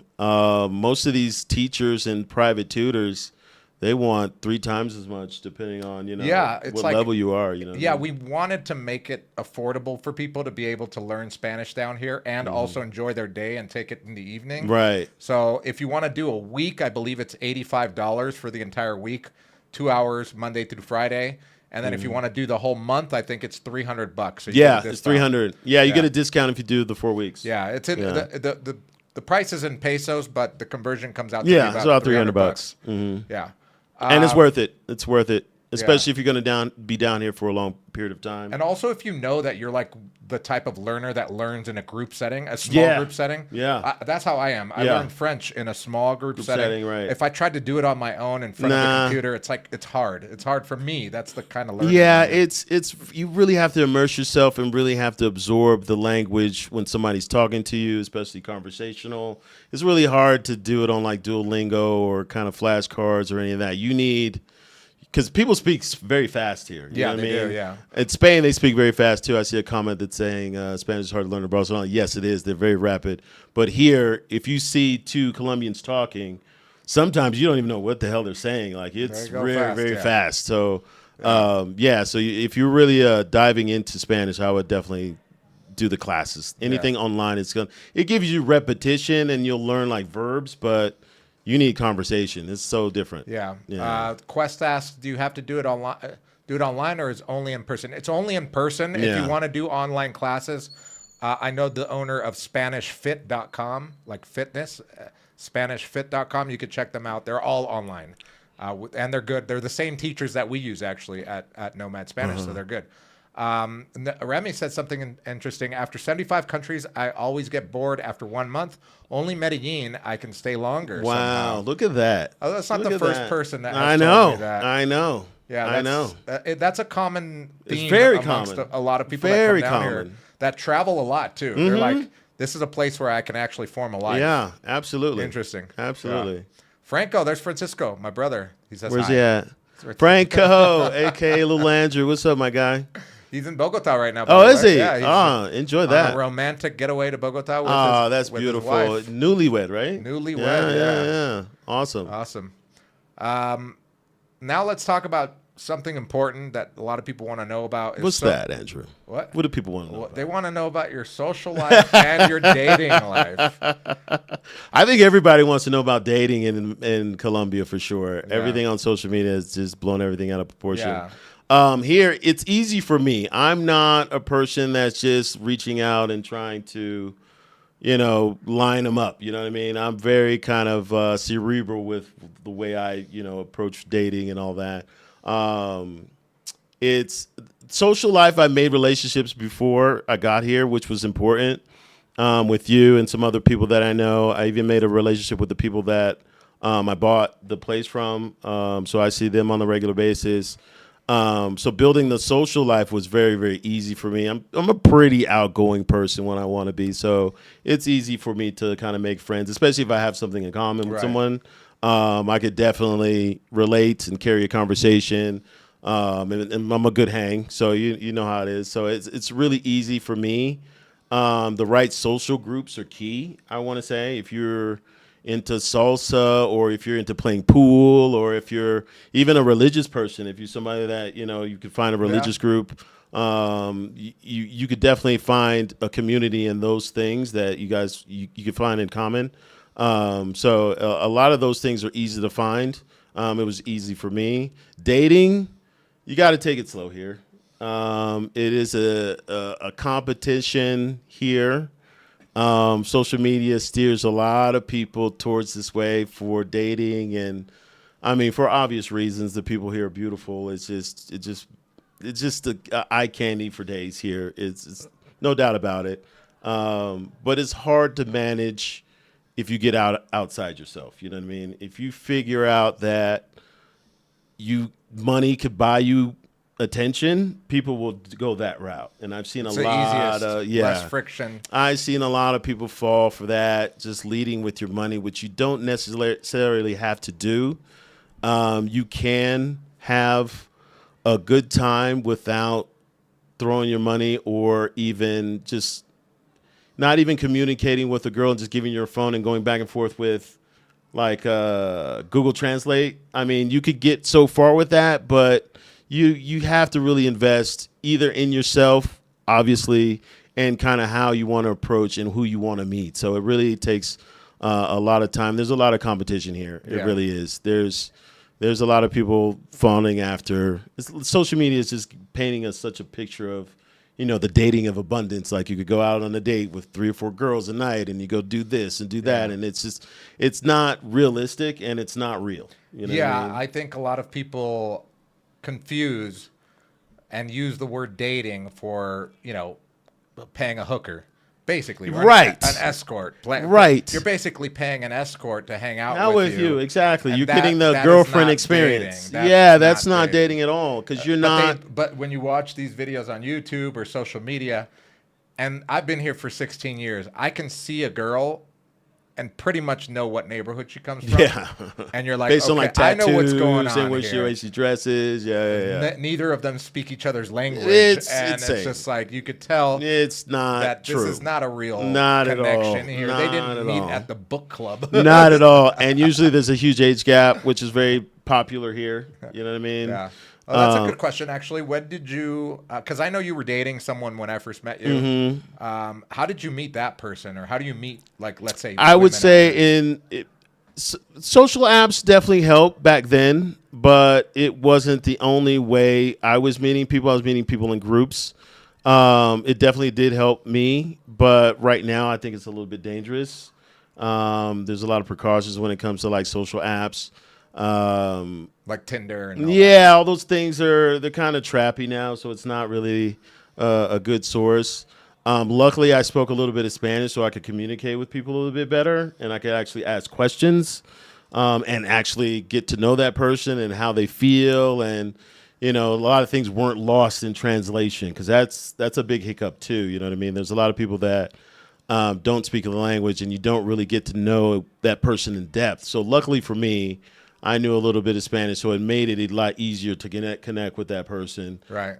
So it definitely helps. So, for me, it just definitely was just getting out of the comfort zone. Sometimes, you might go on a date, and I see a lot of guys just kind of staring at the girl, and they're just talking and not knowing what the hell they're saying. Just have that blank stare on their face, and it's just like, that's not really a date. Yeah, that sucks. I mean? That's not a good experience. Not at all. And you're probably paying like $100, $150 for this dinner, and you not really having a good time. Yeah, there, that's you know not what I mean? Yeah. So. Yeah, I meet most people just through events. Like, I love absolutely. going to so many events, festivals, music festivals, concerts, even like the book fair. Here it's so easy to meet people anywhere, and you see like beautiful women just everywhere. So it's really easy. The gym, like I just make friends with them. It's not like I'm hitting on them. Right. Yeah, and that's another thing. It's not like you just got to put on the moves to everybody. Yeah. And if you don't know the language, you can't anyway. You know what I mean? So you really got to like strip yourself down and just kind of present your real self sometimes. You know what's been crazy for me? Is since now I walk around vlogging and stuff. You do. Yeah. Women will sometimes just come up to me and talk to me and say, "Hey, do you have a channel? What do you do?" I'm like, I've never had that happen to me where a woman comes up to me and talks to me. I was like, "What do you want from me?" I'm like sizing them up. She's looking at your camera. You're like, "No, this is mine." No. I can tell you see that because you're all over. It's usually like in stores and stuff. Like if I'm like going to a coffee shop and stuff, like they'll talk to me. They'll talk to you. They're really intrigued. Yeah. And it's really easy. But right now in my life, I'm not even in that like mode right now. Sure. Like, neither am I. I'm in grind mode. I'm in building mode. Exactly. Less distraction, more building for me. Yeah. If it happens, it happens. You just really can't force it, especially if you're here for a long period of time. Yeah. Don't just jump on the first thing, on the first train. You got to weed it out. It's going to come. Don't worry about dating. Don't worry about trying to, lock you down this girl that you've been talking to. It's just take it slow, man. Take it slow. Okay, good question here. What kind of guy is likely to get himself in trouble here? The undisciplined guy. The guy that's just sloppy. The guy that doesn't have discipline, doesn't have goals, that doesn't have any kind of structure in his life. That person will fail for sure. And they got some money. Especially if you have money. You could be broke and have money. Especially because the money is the amplifier. You know what I mean? Yeah. You are who you are with money or without. It's just going to amplify who you are. You know what I mean? Yeah. So that type of person will get you in trouble. An unrealistic man is definitely going to get you in trouble. You really have to pay attention to the company you keep. You're really going to have to pay attention to kind of your environment, where you are. Because a lot of times people come down here and they're just oblivious. They don't kind of assimilate to what's going on. And then you're just kind of on your own, just walking around and not really kind of acknowledging, the culture around you. It could people will start to see that and be like, oh, that's the foreigner that doesn't talk Spanish or doesn't speak Spanish or talk to anyone. You know what I mean? You could be people just kind of leave you alone if you have that persona about you. You know what I mean? So anybody that's unrealistic about, oh, I'm going to just come down here and be myself. Yeah, you could be yourself, but at the same time, you're in a foreign country. You're not at home. You know what I mean? So you're going to have to really try. You know what I mean? People that don't try to understand the culture, why are you here? You know what I mean? True. What is the point if you don't want to learn about certain places and why people eat this type of food, or where this kind of music come from, or you know what I mean? What is for me, like I said, the African diaspora was something that drawn me here too. Right. You know what I'm saying? So that kind of gave me a kind of goal of what I was looking for and kind of learning about the culture, and I wanted to dive into it. Like when we went to Barranquilla, all the history around it's so fun, the parade, and just that the carnival and the mask and the colors and the costumes, and certain groups were doing certain things from certain places. That's great. That's something that I love to learn about, so I could take that to some other Americans that are here, you know what I'm saying, that didn't know about that too. So it's that connection is just everything, you know what I mean? And if you don't come down here and learn any of that, you're wasting opportunity, because you could meet a lot of people during that too. Absolutely, yeah. You know what I mean? Yeah, it's funny because I got into the African culture here, the Afro-Colombian culture, playing basketball. Yeah. A lot of my basketball buddies were black. So, I would ask them like, oh, where are you from? A lot of them come from Urabá. Okay. A lot of them lived in El Chocó. And that's the coast. Yeah, the Pacific coast. Yeah. And even one year I went and did New Year's in Chocó. Oh, really? How was that? Insane. It was so fun. Well, first of all, because they don't see many people that are not black there. That's true. So I went with a guy that played basketball with us who was Swedish. Oh, wow. Literally so blue-eyed blonde, white as a white man. Yeah, the whitest guy ever. And he was like a star down there. Oh, wow. Everyone's like, oh my God, take pictures pictures of with him. him. Yeah. It was hilarious. Someone gave him like a frame. like a picture frame. Yeah. And he would carry him? it around. No. Oh. Just like an empty picture frame. Oh, wow. So people get pictures out. That's cool. It was so That's cool. funny, man. You can make some money dying. off that. We were dying. All right. So be honest, bro. How safe do you feel in Medellin living here full time? I feel safe. I would say on a scale to 10, it's about an 8 to 10. And that's just because I've traveled so much. I kind of have an eye for what's going on. I really pay attention to my environment. I've never really got in trouble with like the police or people trying to rob me or any scammers here and there, but nobody trying to pick my pocket or anything like that. So if you live a decent life and you stay where you need to stay and you know a little bit of the language, you will be okay.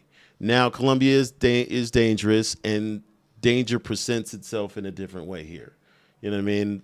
There's danger in the United States, and then there's danger here. For example, most people who get on Tinder or on dates, they're not in the United States. They're not thinking this girl's going to drug and rob me. The worst thing they're thinking is this is going to be a catfish, or this girl's not going to look like what she looked like. That's the worst case scenario for a guy in the States. But you come down here and you jump on Tinder, it's a whole nother ball game. You know what I mean? It's just like you really don't know what's behind the scenes when it comes to like the dating apps and kind of the dangerous, kind of seedy, different people that want to take something from you. So for me, I really don't live that way. So it's a lot easier for me to stay out of that. I love how you framed that. Yeah. Danger presents itself differently. Yeah, absolutely. Here as it would in any other country. Absolutely. Yeah. Based on their culture, based on their economics. Yeah, absolutely. On what they do what poor people, I guess, would do to rob you. Yeah. And then also what rich people do to scam you. Exactly. There's danger in different ways. It's not just for sure. Poor people, but it could be rich people scamming you too. Yeah, exactly. With like, I've met so many people in my 16 years that have been scammed from rental companies, fake rental companies that take their down payment and then they're out of here. Really exist. Yeah. So it does happen, and it does present itself differently. Yeah, so for sure. If you know the culture, obviously knowing the language helps for a lot. Sure. Keeps you out of danger. For sure. And then having awareness is absolutely, because everybody's on their phone. They're trying to look for their Uber. They're looking for directions, and they're not knowing that the guy might be watching you, or this guy behind you, or somebody coming up on the moto. You just don't. If you're not, looking around and having your head on the swivel, if you just have some kind of sense of where you are, it makes a lot of difference. And a lot of people just don't. People think like people are just gonna come up and rob you on the street. Like they're just gonna, hey, we're giving you the money. That usually doesn't happen here. Yeah. Usually it's gonna be that big booty Latina that you trying to hook up with. That's the one that's gonna get you. You know what I mean? It's not gonna be the banditos in the hood. You're more likely to get romanced out of money for sure. And it's not even drugging. It's just like being scammed by a girl that just wants money from you. Let your and guard she's down. running game on 10 other dudes. Exactly. And you don't know who she's talking to that might be running her to do these scams on you. You know what I mean? Exactly. So it's just... That's actually a very good point. I never really thought about that. Yeah, it's just presenting itself in a different way. And we're, as Americans, we look for danger in the most extreme ways. Yeah, like the most obvious. Yeah, exactly. Like a mass shooter or something. Oh, exactly. Someone with a gun, run and duck. Right, exactly. But here there's no mass shooting. No, not at all. There's mass booties. Yeah. Absolutely. And that is more dangerous than the gun sometimes. Because that's a slow death. You know what I mean? Yeah, that's true. Exactly. Yeah. Yeah, so regarding being aware, some people would call that like almost being paranoid because they don't have like your background of traveling. Sure. Also, the Bay Area has its own dangers absolutely, as well. absolutely. So you do have to be aware all the time. Yeah. And maybe the way you were brought up was different than everybody else. For sure. You're more aware. Definitely. Some people might say, like, why would I want to live in a city where I have to be on guard all the time? I mean, that's any city. Like, if you live in, like, Bozeman, Montana, that's probably may not be a problem. But if you live in a major city, there's always going to be some type of danger element there. Unless if it's like in like the Southeast Asia or something Southeast Asia, true, because they're a lot more strict. Yeah, for sure. Paranoid is... If you're a paranoid person, then yes, for sure, it's going to be tough. Yeah, it's going to be really tough. I don't recommend living here. Yeah, you just wrap yourself in a bubble and go sit at home or something. But if you're somebody that's high energy, high on edge, it's probably going to bother you a little bit until you get comfortable. But yeah, danger is going to be anywhere you go. If you're just a person that just la la la la la walking around and not really, paying attention, or somebody that's super paranoid, either one of those sides of the personality is not going to enjoy where you are. You know what I'm saying? If you're super relaxed or you're super scared, you're not going to really benefit as much as you could if you just kind of play it in the middle. You know what I mean? Yeah. Yeah. So it just depends on the type of person you are. Yeah, absolutely. JB, thank you so much for the $5 donation. He says, I give it a 4 on safety. I have friends that are very safe. They got robbed. Okay. Both near Santa Fe Mall. Oh, wow. One gun pulled on them in Laureles. Oh, wow. Really disappointed. Have you ever been robbed out here? Never. Never close. That have been like robbed? Yeah.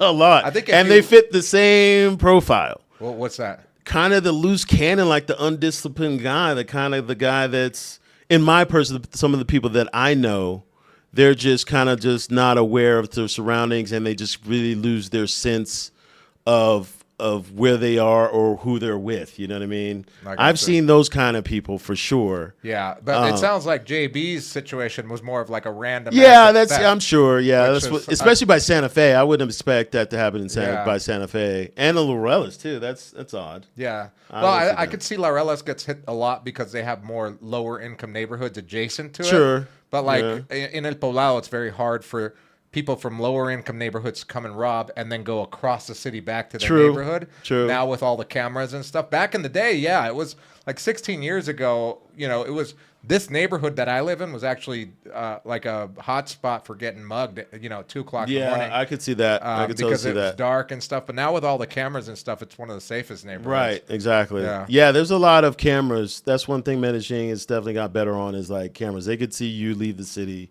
in no time. So, But, being robbed. Me, personally, no. I haven't been. Most people don't even approach me or even try to. Of course, there's like the guys that try to rap to you or sell you bracelets or something, or may want to sell you drugs. But for the most part, people leave me alone. I don't really have a problem. Even back home, it was that way too. I'm 6 foot, 200 pounds, so most people don't want to try me like that. You know what I mean? So I don't know what it is. I just, I don't God's protection, I guess. You know what I mean? Yeah, and also it's the way you move, and yeah, I'm not moving reckless, and I know who's coming. Blackout drunk. Yeah, not at all. Yeah, not at all. And I know who's behind me, who's walking in front of me, what's on this side, what's on that side, who's in this room, who's not in this room. You know what I mean? So I kind of have a caution about me, but that's unfortunate. Sorry to hear about that, JB. Yeah. Do you have any safety tips for people out here? Yeah, I would say don't treat this place like anywhere in the States, because it's not. Not knowing the language is a disadvantage, so make sure you just have a basic knowledge of what's going on. Keep your cell phone close. I've heard a lot of people, get cell phone snatched, or you're on the bus or something, or someone picks your pocket, or you just leave it somewhere. I would say have that close to you, but don't try to pull it out every time. Keep cash to a minimum, I would say. Okay. Don't pull out a wad of cash trying to pay for something. Yeah. That's kind of, that gives a red flag, especially if you're not in a neighborhood that's safe. Everybody takes cards now, so it shouldn't be a problem. Don't go anywhere unfamiliar with people you don't know. Yeah. It might be fun. It might sound fun.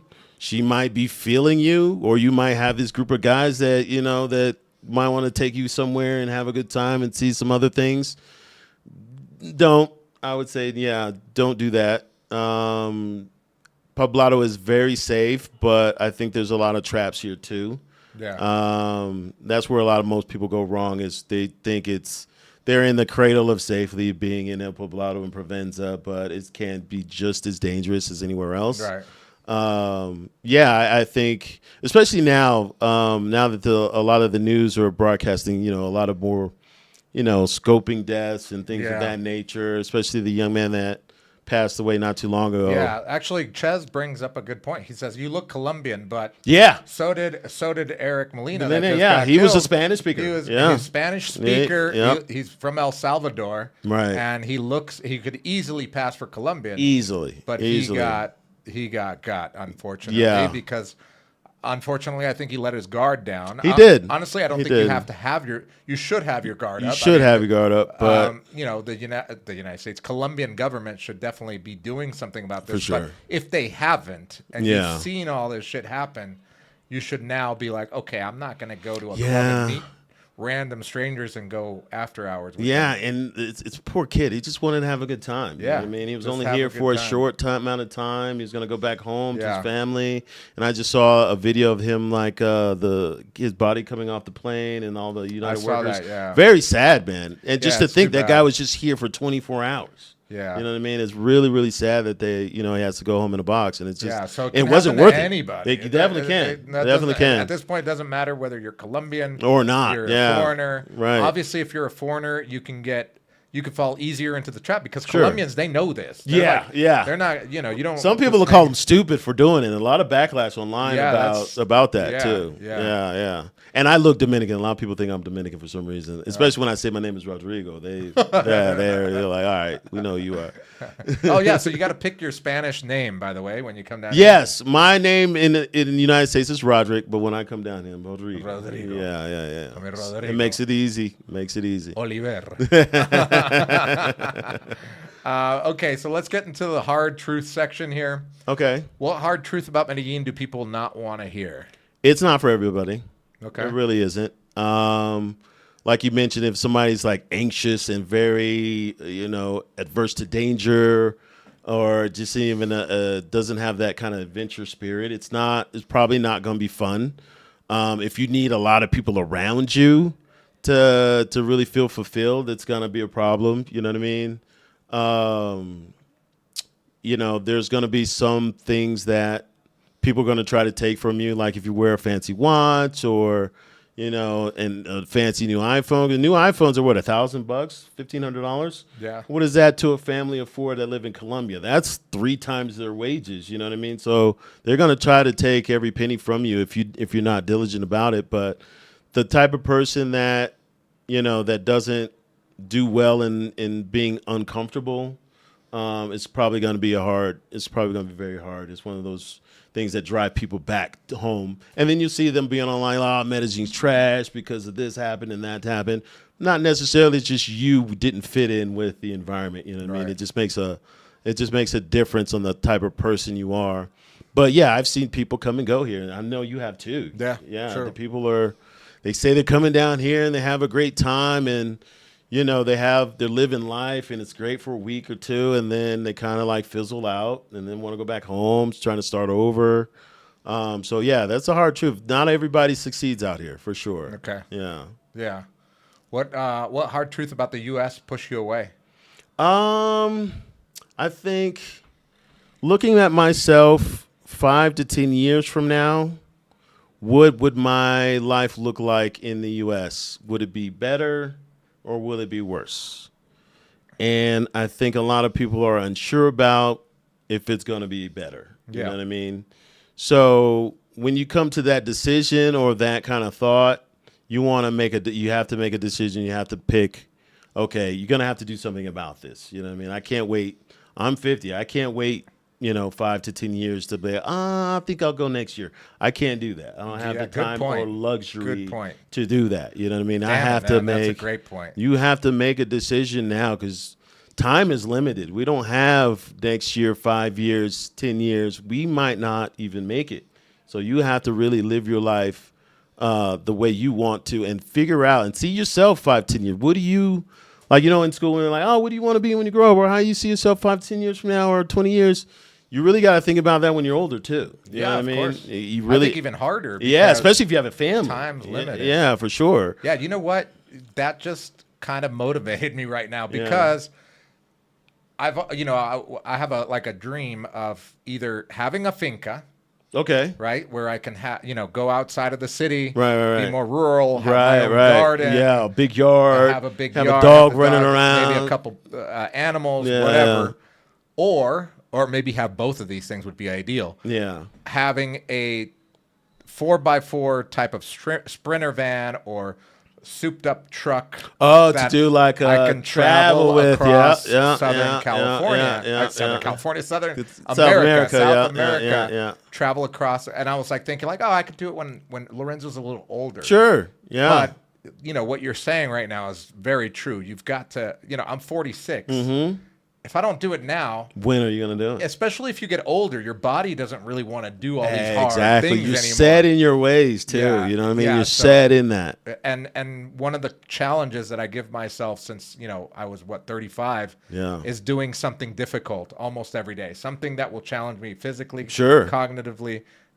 Every day, and that would definitely do it. Right? Yeah, for sure. And especially if you're learning another language at an older age. It definitely sparks your brain up. True, you know what I mean? It definitely keeps you sharp, and it's scientifically proven that it's definitely going to keep you more mentally in shape. Van. Yeah, I've actually had a buddy, shout out to Rich in the Bay Area. He did that. He converted a van and drove around the United States on a sabbatical with his girl. That's got to be amazing. It was great. He went from Montana to Utah to this place, that place, and just kind of drove for a whole month. And it was, cool. He had a lot of good pictures and a lot of good stuff to see. Yeah, let's see what else other people saying here. What's up? Novi says, great conversation, guys. I've visited Medellin several times from Miami and love the city. Laureles is my favorite area. Speaking Spanish, open doors. 100%. Always be aware. 100%. New friends. Yeah. Exactly. Exactly. Absolutely. Remy says, they call me Ramiro here. That's his Spanish name. Mm-hmm. Ronald says, hey, Andrew, just got off the plane from Medellin. Are you in the immigration line right now? That's another. That's a hack. Do not come on a Friday, Saturday to Medellin. Book your flights earlier in the week because customs here is a bitch. It's slow as hell. Slow as hell. You will be in line for 2. If you don't have a Colombian passport where you could get in and out quick, it's gonna be a problem. You're gonna be in a line for a long time. So if you come here, try to book your flight in the middle of the week. Preferably in the morning. If you're flying in late, it might be a problem, but stay away from the weekends. Because that's where everybody comes in. That's where everybody's coming in. 916, I saw he said, where in the Yay area are you from? Oh, San Jose. There we go. Frisco in here. Yeah. Turf Talk. I hear you. That's what's up, man. There's a lot of people from California here. There are a lot of Bay Area people here. Even when we went to the Super Bowl in Barranquilla, that Super Bowl party, how many 49er fans did you see in there? Yeah. A lot. Even just Colombians. Bro, they didn't even speak English, and they were in Kittle jerseys. It was amazing. Yeah, it was dope. Yeah, you get a lot of people that rep the Bay here. California's big here. People from Florida, New York is big here. My neighbor I just met today. People from so many places. So many. I've even met people from like Minnesota out yeah. here. Somewhere, a lot of Texans come down here. A lot of Texans. My neighbor I just met today, he's from Houston. Yeah, Houston. for sure. Yeah, because there's like now a direct flight. Yep, and it's only 4 hours away. It's easy. Yeah. It's very easy. Is moving abroad really a solution, or do some people just bring their same mess with them? That's a great question. I think you are who you are when you get here. If you're looking to bring your problems, or you think Medellin is going to solve your problems, it's not. Nowhere you're going to go in the world is going to solve your problems, especially if you have vices. Let's just say you have drug vice or alcohol or girls or spending money or, you know what I mean, being too social sometimes. Those things can really magnify themselves here because a lot of people think it's just a easier life. And you did a video yesterday that I saw. Uh-huh. It's not, oh, I'm living free. No, you're just undisciplined. You know what I mean? Yeah. You're not, your freedom didn't come at a cost of you just moving here. It's just cheaper. You know what I mean? Your vices just got cheaper. That's all. Yeah, you know what I mean? So if you're coming down here and it's just not, if you're a person that just have those vices, it's just not going to work. You're going to bring that mess with you. Nothing's going to save you. That new hot girlfriend that you came down here to see, maybe move in, maybe build a future for, she ain't going to save you either. I'm going to tell you right now, she's not. And nothing you're going to do to save her is going to stop it. You know what I mean? So you really have to come down here with a solid mind. It really makes so much a difference. Yeah, and I think that goes for anywhere in the world, but a lot of people don't like to hear that, I think. Right. A lot of people will not hear it, and they watch the fantasy. Yeah, the fantasy which is on YouTube, real. Instagram, it's TikTok. Not real. And you're like, man, that looks amazing. But remember, that's just a moment in time. That is just the highlight of that person's life. They're not telling you that they got their ass kicked off the bus or, their hard time, or they got the cell phone robbed or somebody ripped them off. They're not showing those things. The hard parts. Yeah, they're not showing those daily life when they're lonely, like when they have nothing to do, when there's no club open. Like today. Today's Good Friday. There's nothing open. Nothing's open today. Who's blogging today? Nothing. Nobody's coming out right now. You know what I mean? So you really got to pay attention to real life. The social media is great. It shows you flashes of what could be, but it's not real. It's definitely not real. Let's see. Any other mentions here? Oh, Rodrigo says, what's your favorite? Well, you can answer this one. What's your favorite sports bar in Medellin? I watched the Super Bowl at Provenza, and everything was packed. We have the same favorite sports bar. Yeah, it's right down the street from my house, so it's super convenient for me. Iway is probably the best for me. Yeah. But there's a lot of other sports bars here, though. Yeah. There's a lot. Yeah. So Iway, like the expression in Mexican Spanish, Iway, A-Y, and then W-A-Y, Iway, is a great one. There's a Hooters here, and I actually enjoy going to Hooters. I've never even thought about going to Hooters in the United States, but the Hooters is worth it. It lives up to what you would think a Hooters would be in for sure. Medellin. Absolutely. Yeah. You know what I mean when we say that. Yeah. I don't go there for the wings, that's for sure. The legs and the thighs just got legs. But what other bar is there? The Irish pub, Patrick's. Patrick's. St. Patrick's Day was bumping. St. Patrick's Day, and also for football Sundays. They do a great job. Right. There's a lot of other places like in Laurelis that I see that. Vibes in Manila. Vibe. Vibe. Gastropub. Yeah, that one's for good. Sure. Yeah. There's a lot of places where they cater to American sports. Right. You know what I mean? Yeah. It's just that we're so close to Provenza and we're in El Poblado. It just makes it a lot easier to be. Yeah. Oh, here's a good question by JB. Thank you, JB. Talk about healthcare. Oh yeah, absolutely. You had Angela on last week, which is she's awesome. Angela from Sura she's a diamond, and healthcare is so expensive in the United States right now. It's ridiculous. For me, my healthcare this year, if I stayed in California, I'm a 50-year-old man with no pre-existing conditions. I don't have any diabetes or any kind of heart issues or anything. I'm perfectly healthy. Would have been at least $650 to $700 a month in California just for my coverage. Down here, it's $2,000 a year, and I get everything. Like top notch. Top notch private insurance. I've got an appointment on Tuesday coming up. Angela set the whole thing up. They've got me on WhatsApp. They're giving me reminders. Make sure you go here. Make sure you go there. Like, they're really diligent here. The healthcare is top notch. That's one thing about Colombia. You will get top notch service here when it comes to healthcare, and that's a plus. You know what you should do if you haven't done it already? Get your blood checked. Yeah, like your blood work. Yeah, that's what I'm gonna do on Tuesday. Oh, you're gonna go to the place. So, so what I was able to set up is they come to my house. Oh, really? Yeah, they take my urine sample, take 2 samples of blood. But I've done it before where I go to the thing, to the clinic. But you're probably going to get like a physical and all that. Yeah, I'm getting all the whole works. So I just got my blood work, and they literally came to my house. A nurse came in. And it was weird. I was like, what am I? They have teeth cleaning too. They come to your house. They come to your house and clean your teeth. That's crazy. That's insane. That's awesome. That's so like the healthcare here, JB, is top notch. If you want private insurance for a fraction of the cost, and they're very good doctors. They're very good dentists here. The dentistry here is great. You come down here, everybody has great teeth. Yeah, everybody has great teeth. It motivates you to like get your teeth for sure. Everybody's got a great smile here. The dentistry's awesome. The healthcare, I would definitely look into that, especially if you're moving here long term or if you're an older person, especially in the veterans care. I know a lot of people are in the chat with, asking about veterans. Yeah, definitely.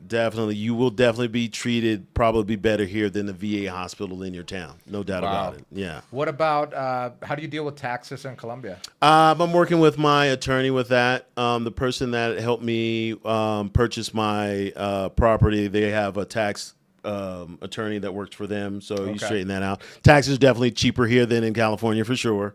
There's no doubt about that. And I pay on a quarterly. Also, if you're paying taxes on your income in the U.S., it offsets what you pay here. Absolutely. So I would say taxes, definitely get a professional to do that.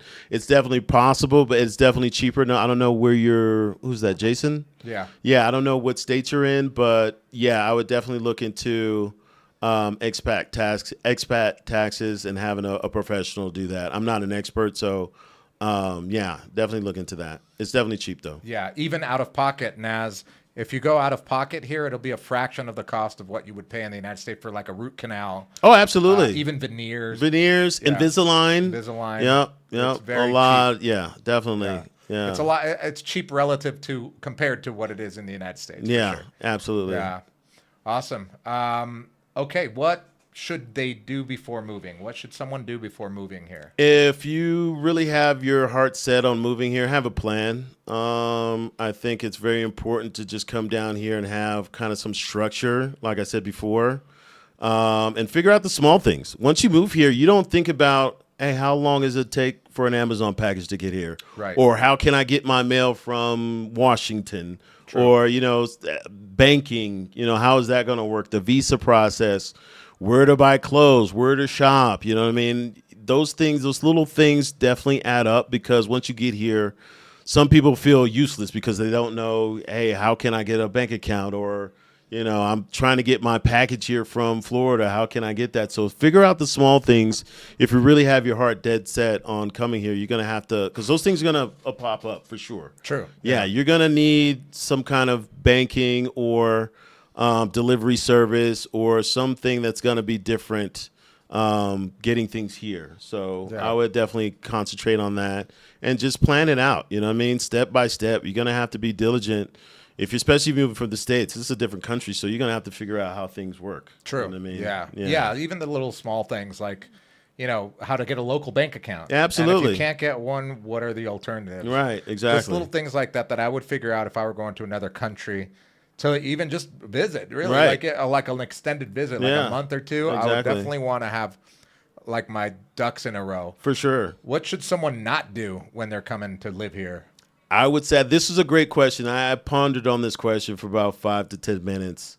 The absolutely thing that you should not do is sit on your hands. If you're ready to make a move, not taking the risk and controlling your own future, that is something you should not do. You should not just paralysis by analysis. You shouldn't do that, because it could cost you in the long run. You might not buy now and you want to figure out you want to buy later, it might be twice as expensive by the time you figure it out. True. You know what I mean? The way the market's going. Exactly. So you really gotta, when opportunities present itself, you really have to take advantage.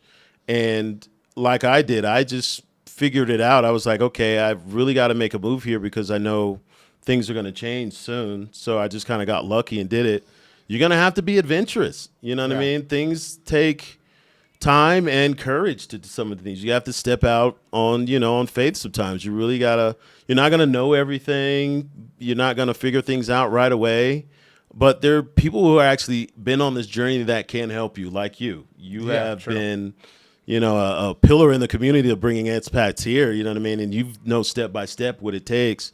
That's one thing you should absolutely not do. Take the opportunity to better your life for sure. Yeah, exactly. So, yeah, that's a good answer. Yeah. Yabba Dabba asks, what are the alternatives to a bank account other than the brokerage account? I use a brokerage account here, which is good. No ATM fees here, no international fees, which is good. I use Charles Schwab, which is great. Oh, you use the Charles Schwab in the U.S.? Yeah. Okay, so that's a good alternative. Yeah, because it's an international Get bank. Charles Schwab, which is number one. Yeah. And then if you want to get a local account here, obviously it helps if you have the local ID. If you don't have a Visa and a local ID, then it's going to be harder. But it is possible if you get a tax ID, which is called the RUT number, which is like a TIN. Right. In Colombia, and you go to multiple banks, it's going to be hit or miss. Right. But if you're persistent enough, you'll find a location that will open up the bank account for you. For example, even like newer banks will open up accounts for you. For example, like Nubank. NU Bank is a new bank out here. Yeah. And obviously they want clients, and they're a new bank. They want their money. They'll open up an account. Another one that I found, which was really helpful, which is it was Dollar App, which is an online bank basically. Really? It's international. It's basically like a digital wallet. Right. But it's called Dollar App, but not with two L's. DOLAR. Got you. App. Check that out because you could also set your payments for like EPM and stuff. So you basically load it with money. You hold it in there, and it actually accrues interest. Right. There's another one. Wise, I think, is another one. Wise, yeah, Wise is another one for too. International transfers. For but sure. Dollar App seems like a pretty good game changer there. So check that out. Yeah, but you want to be persistent in getting the local account. It makes your life so much easier. Yeah. I mean, I do have several accounts. Wells Fargo I use out here, not too much. The Schwab account I use out here, and then obviously credit cards. MasterCard is a big thing here. I signed up for the gym, and they only took MasterCard. Oh, really? Right. Okay. Yeah, I couldn't use any other card. Which gym? SmartFit? SmartFit, yeah. They only took MasterCard? For me as a foreigner. Oh, okay. Yeah, for me as a foreigner. So that's another small hack right there. But I think you could change it now. You can. You want it to register, you needed because, I use my Capital One to pay for that gym. Yeah, so you need, MasterCard, my Visa, and everything else wouldn't work. But now, once I'm in the system, I could change payments. So it makes. Naz says, I heard Andrew talk about Mercury Bank. Yeah. Oh, you have Mercury Bank, you're set. Free international wire transfer from Mercury Bank is great. Yeah. But I wouldn't rely on it for your day-to-day. I mean, you could if you're just using your card or your Google Wallet or your Apple Wallet. It's fine. But if you really want to make a transition to living in Colombia, you'll want a local bank account for sure. Right, for sure. Yeah. Somebody's asking about the Amazon. There's a couple of Amazon questions. Yeah, Amazon is not as fast. Like I went back home in California, I could get something overnight. If I ordered by 8, I could get it in the morning. That doesn't happen here. No. And if you're trying to get something that's not available in Colombia, that you have to get in the United States, that have to ship over, is going to be a little bit of tax. You're going to have to pay that shipment tax to it. So that could add $10 to $20 on top of that. And you might wait a week. You know what I mean? Nothing comes overnight, especially Amazon. But there's a lot of things on Amazon that you can buy, like, small things. Yeah. I try not to buy too much. Literally everything here I bought on Amazon, except for the monitors I bought here. Yeah. Yeah. So, Amazon definitely works. It might be another carrier that might bring it to your house, but it'll get there. Yeah. It's just going to take time. It's not as quick as the States. Not at all. Yeah. But it's going to take time to do that. All right. You want to take another shot of that? Sure. What time is it? I've never heard him say no. Another shot of this is maple whiskey. Whiskey from our neighbors in Canada. Yeah. I have a friend that was nice enough to bring this over for December, and that's how much of a drinker I am at home. That the only time I've drank this was with my cleaning lady. I get my cleaning lady a little sauce sometimes. Only in Colombia could you do that. Yeah. Well, she's like a family member now. Yeah, basically. For sure. All right. We'll take another shot out of our Barranquilla. See? Shot glasses. Yep. Salud. Cheers, bud. Cheers. All right. It's like smooth. Maple syrup. It's very sweet. Very sweet. Yeah. I couldn't do more of that. Yeah, you drink that all the time. Yeah, you probably major headache.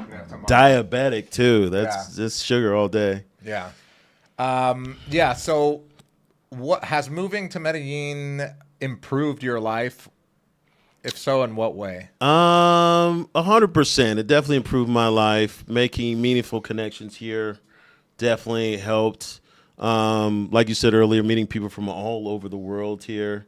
They all come to this place, and we all have kind of a common goal being here. And a lot of people are doing a lot of positive things. That's one thing when I first started hanging out and coming back to Colombia on a regular basis, that people are on the grind here. People are really working, like yourself.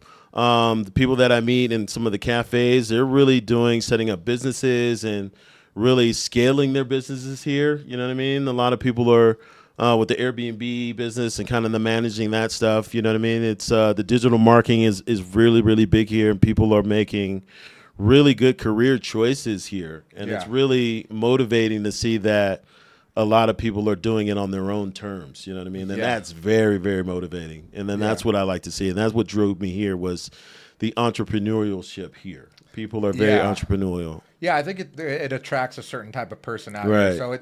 So it sounds like you've definitely had a positive life. Absolutely. And having a positive attitude too. If you come down here and then you just kind of like, slothing around, you may be depressed here and there, or just negative outlook on things. If you have a negative outlook on life, or the world just beats you to shit and you just can't take it anymore, it's going to be hard. It's definitely going to be hard, but you really have to, especially if you're moving to a new place, you really have to embrace it and really look forward to the positive things. You know what I mean? Obviously, there's going to be negatives and setbacks and things of that nature, but you really got to look towards the positive and make sure people that are in your life are helping you, lifting you up, giving you good advice. Obviously, people like to party too, but somebody that has some kind of positive influence on you as well, it definitely makes a difference. So it definitely improved my life for sure. I'm like I said, it's not hard for me to make friends. I'm not as friendly as most people, but at the same time, I felt like I built a really solid community here, and really looking towards, really fully retiring and living here full time. So, yeah. Awesome, man. Yeah, and the common thread is we all love it here. That's the thing. It's the glue. Yeah, that is the glue, and that gives you a commonality with other people that you could really hit it off with too. You know what I mean? Because we're all in the same boat. All these foreigners, people that come here, we're all pretty much in the same, trying to figure it out. Hey, I live in Lorenzo. Oh, I live in Palau. Oh, I went to this place, or I went to that place. So you really have kind of the commonality of people trying to figure out with you too as well. Right. Like I have a lot of people that that've been here a lot longer than me, have recommendations for restaurants or gyms or malls, or do this on Sundays or do this on Thursdays. So you get a lot of people that have made the journey here that could definitely help you out and guide you, especially you. You've been here longer than most people I've known. So, it just makes it a lot easier. Yeah. So here's the big question. What's the big question? Do you like chicharrón? Oh, chicharrones for sure. Absolutely. that is like a weekly thing. You can't go wrong with the chicharrones here. It's part of the diet. It is. Yeah. Bandeja paisa. It's so good. That's all it is. Yeah. Oh, man. And arepas, for sure. Absolutely. Chicharrón and arepas. What's your favorite Colombian food? Do you have one? Bandeja paisa I like a lot because it's a lot of food. It's a lot of food. It's like you just need that one. That one meal will satisfy me the whole day. And true. It's everything. You got the egg, you got the chicharrón, you got the soup, you got this, that. Yeah, I would say that. Now, DC Born Rob. Yeah, that's the guy that I've been watching too as well. Yeah, I love DC Born Rob. He's definitely a staple. Watch him if you don't know him. Yeah, I'm sure if you watch my channel, you know who DC Born absolutely, Rob is. Absolutely. Been doing news about Colombia in a long time. Right, absolutely. Yeah. The food definitely has got better since we were talking about food. I think there's a lot more restaurants and a lot more food sophistication here. When I first got here, because a lot of times you only see pizza, hot dogs, hamburgers, but now you getting all kind of cuisines. Now you get like Thai food out yeah, here. you get sushi, Mexican food, Indian food. Yeah, so there's a lot of more diversity when it comes to restaurants. You gotta go to the Mediterranean restaurant over here by the metro station called Laziz.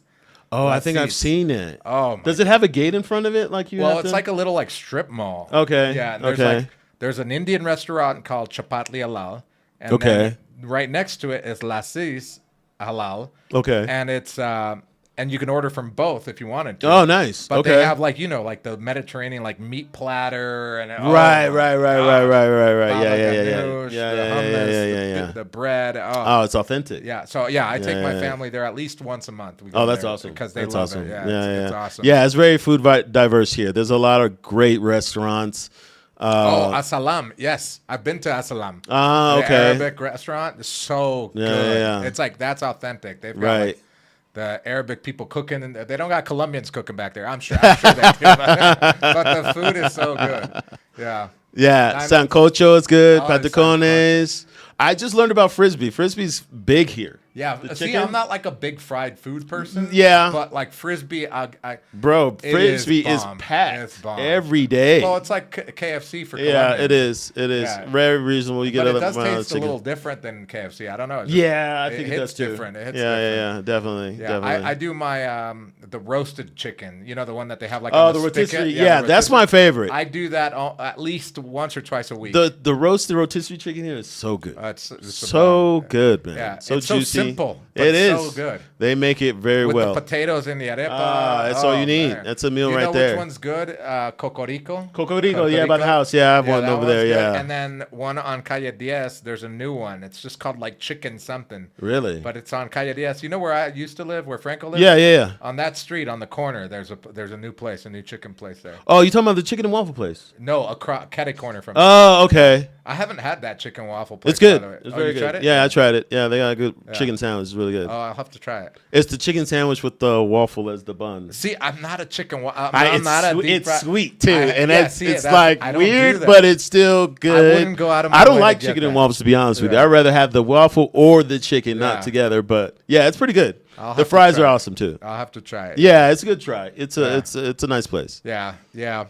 All right, bro. It's been awesome, man. Thank you, man. Actually, the longest live I've done with a guest. No way. We've been on for 2 hours. And are you serious? Yeah. This is what we do at the bar, by the way. And we're just gonna go continue it watching basketball. Yeah, for sure. Oh my God, 2 hours. Yeah, I did not know that. Yeah. Oh, we've been running my mouth forever. No, but a lot of good information. Good insight. We get a good perspective, a different perspective. On for sure. Here. Absolutely. So I absolutely. appreciate you coming on, Thanks, man. Appreciate it. Thank you for the invite. I really appreciate it. Thank you guys for being here. Yeah. Shout out to the chat. Hit that subscribe button. And the like button. Follow him. He has all the answers to the test if you want to move to Medellin. No doubt about it. I've known this guy for years. He's a great guy. He's very diligent. He's definitely the mayor. You walk around with this guy, he's going to get people know him, shake his hand, and all that kind of stuff. So make sure that you check in with this guy. He's got everything you need to set you up for success. All right. If I gotta hire you. You really do. I mean, come on, man. I'm telling you. No, at 6'3", Medellin Buzz. Andrew. But yeah, if you really want to make that move, he's definitely the person to do that for sure. So I really appreciate the invite. Thank you, man. Appreciate you, man. And we'll see you guys next Friday on our next live. Thank you guys for joining. Signing off. See you all tomorrow. Thanks, Chad. Hopefully.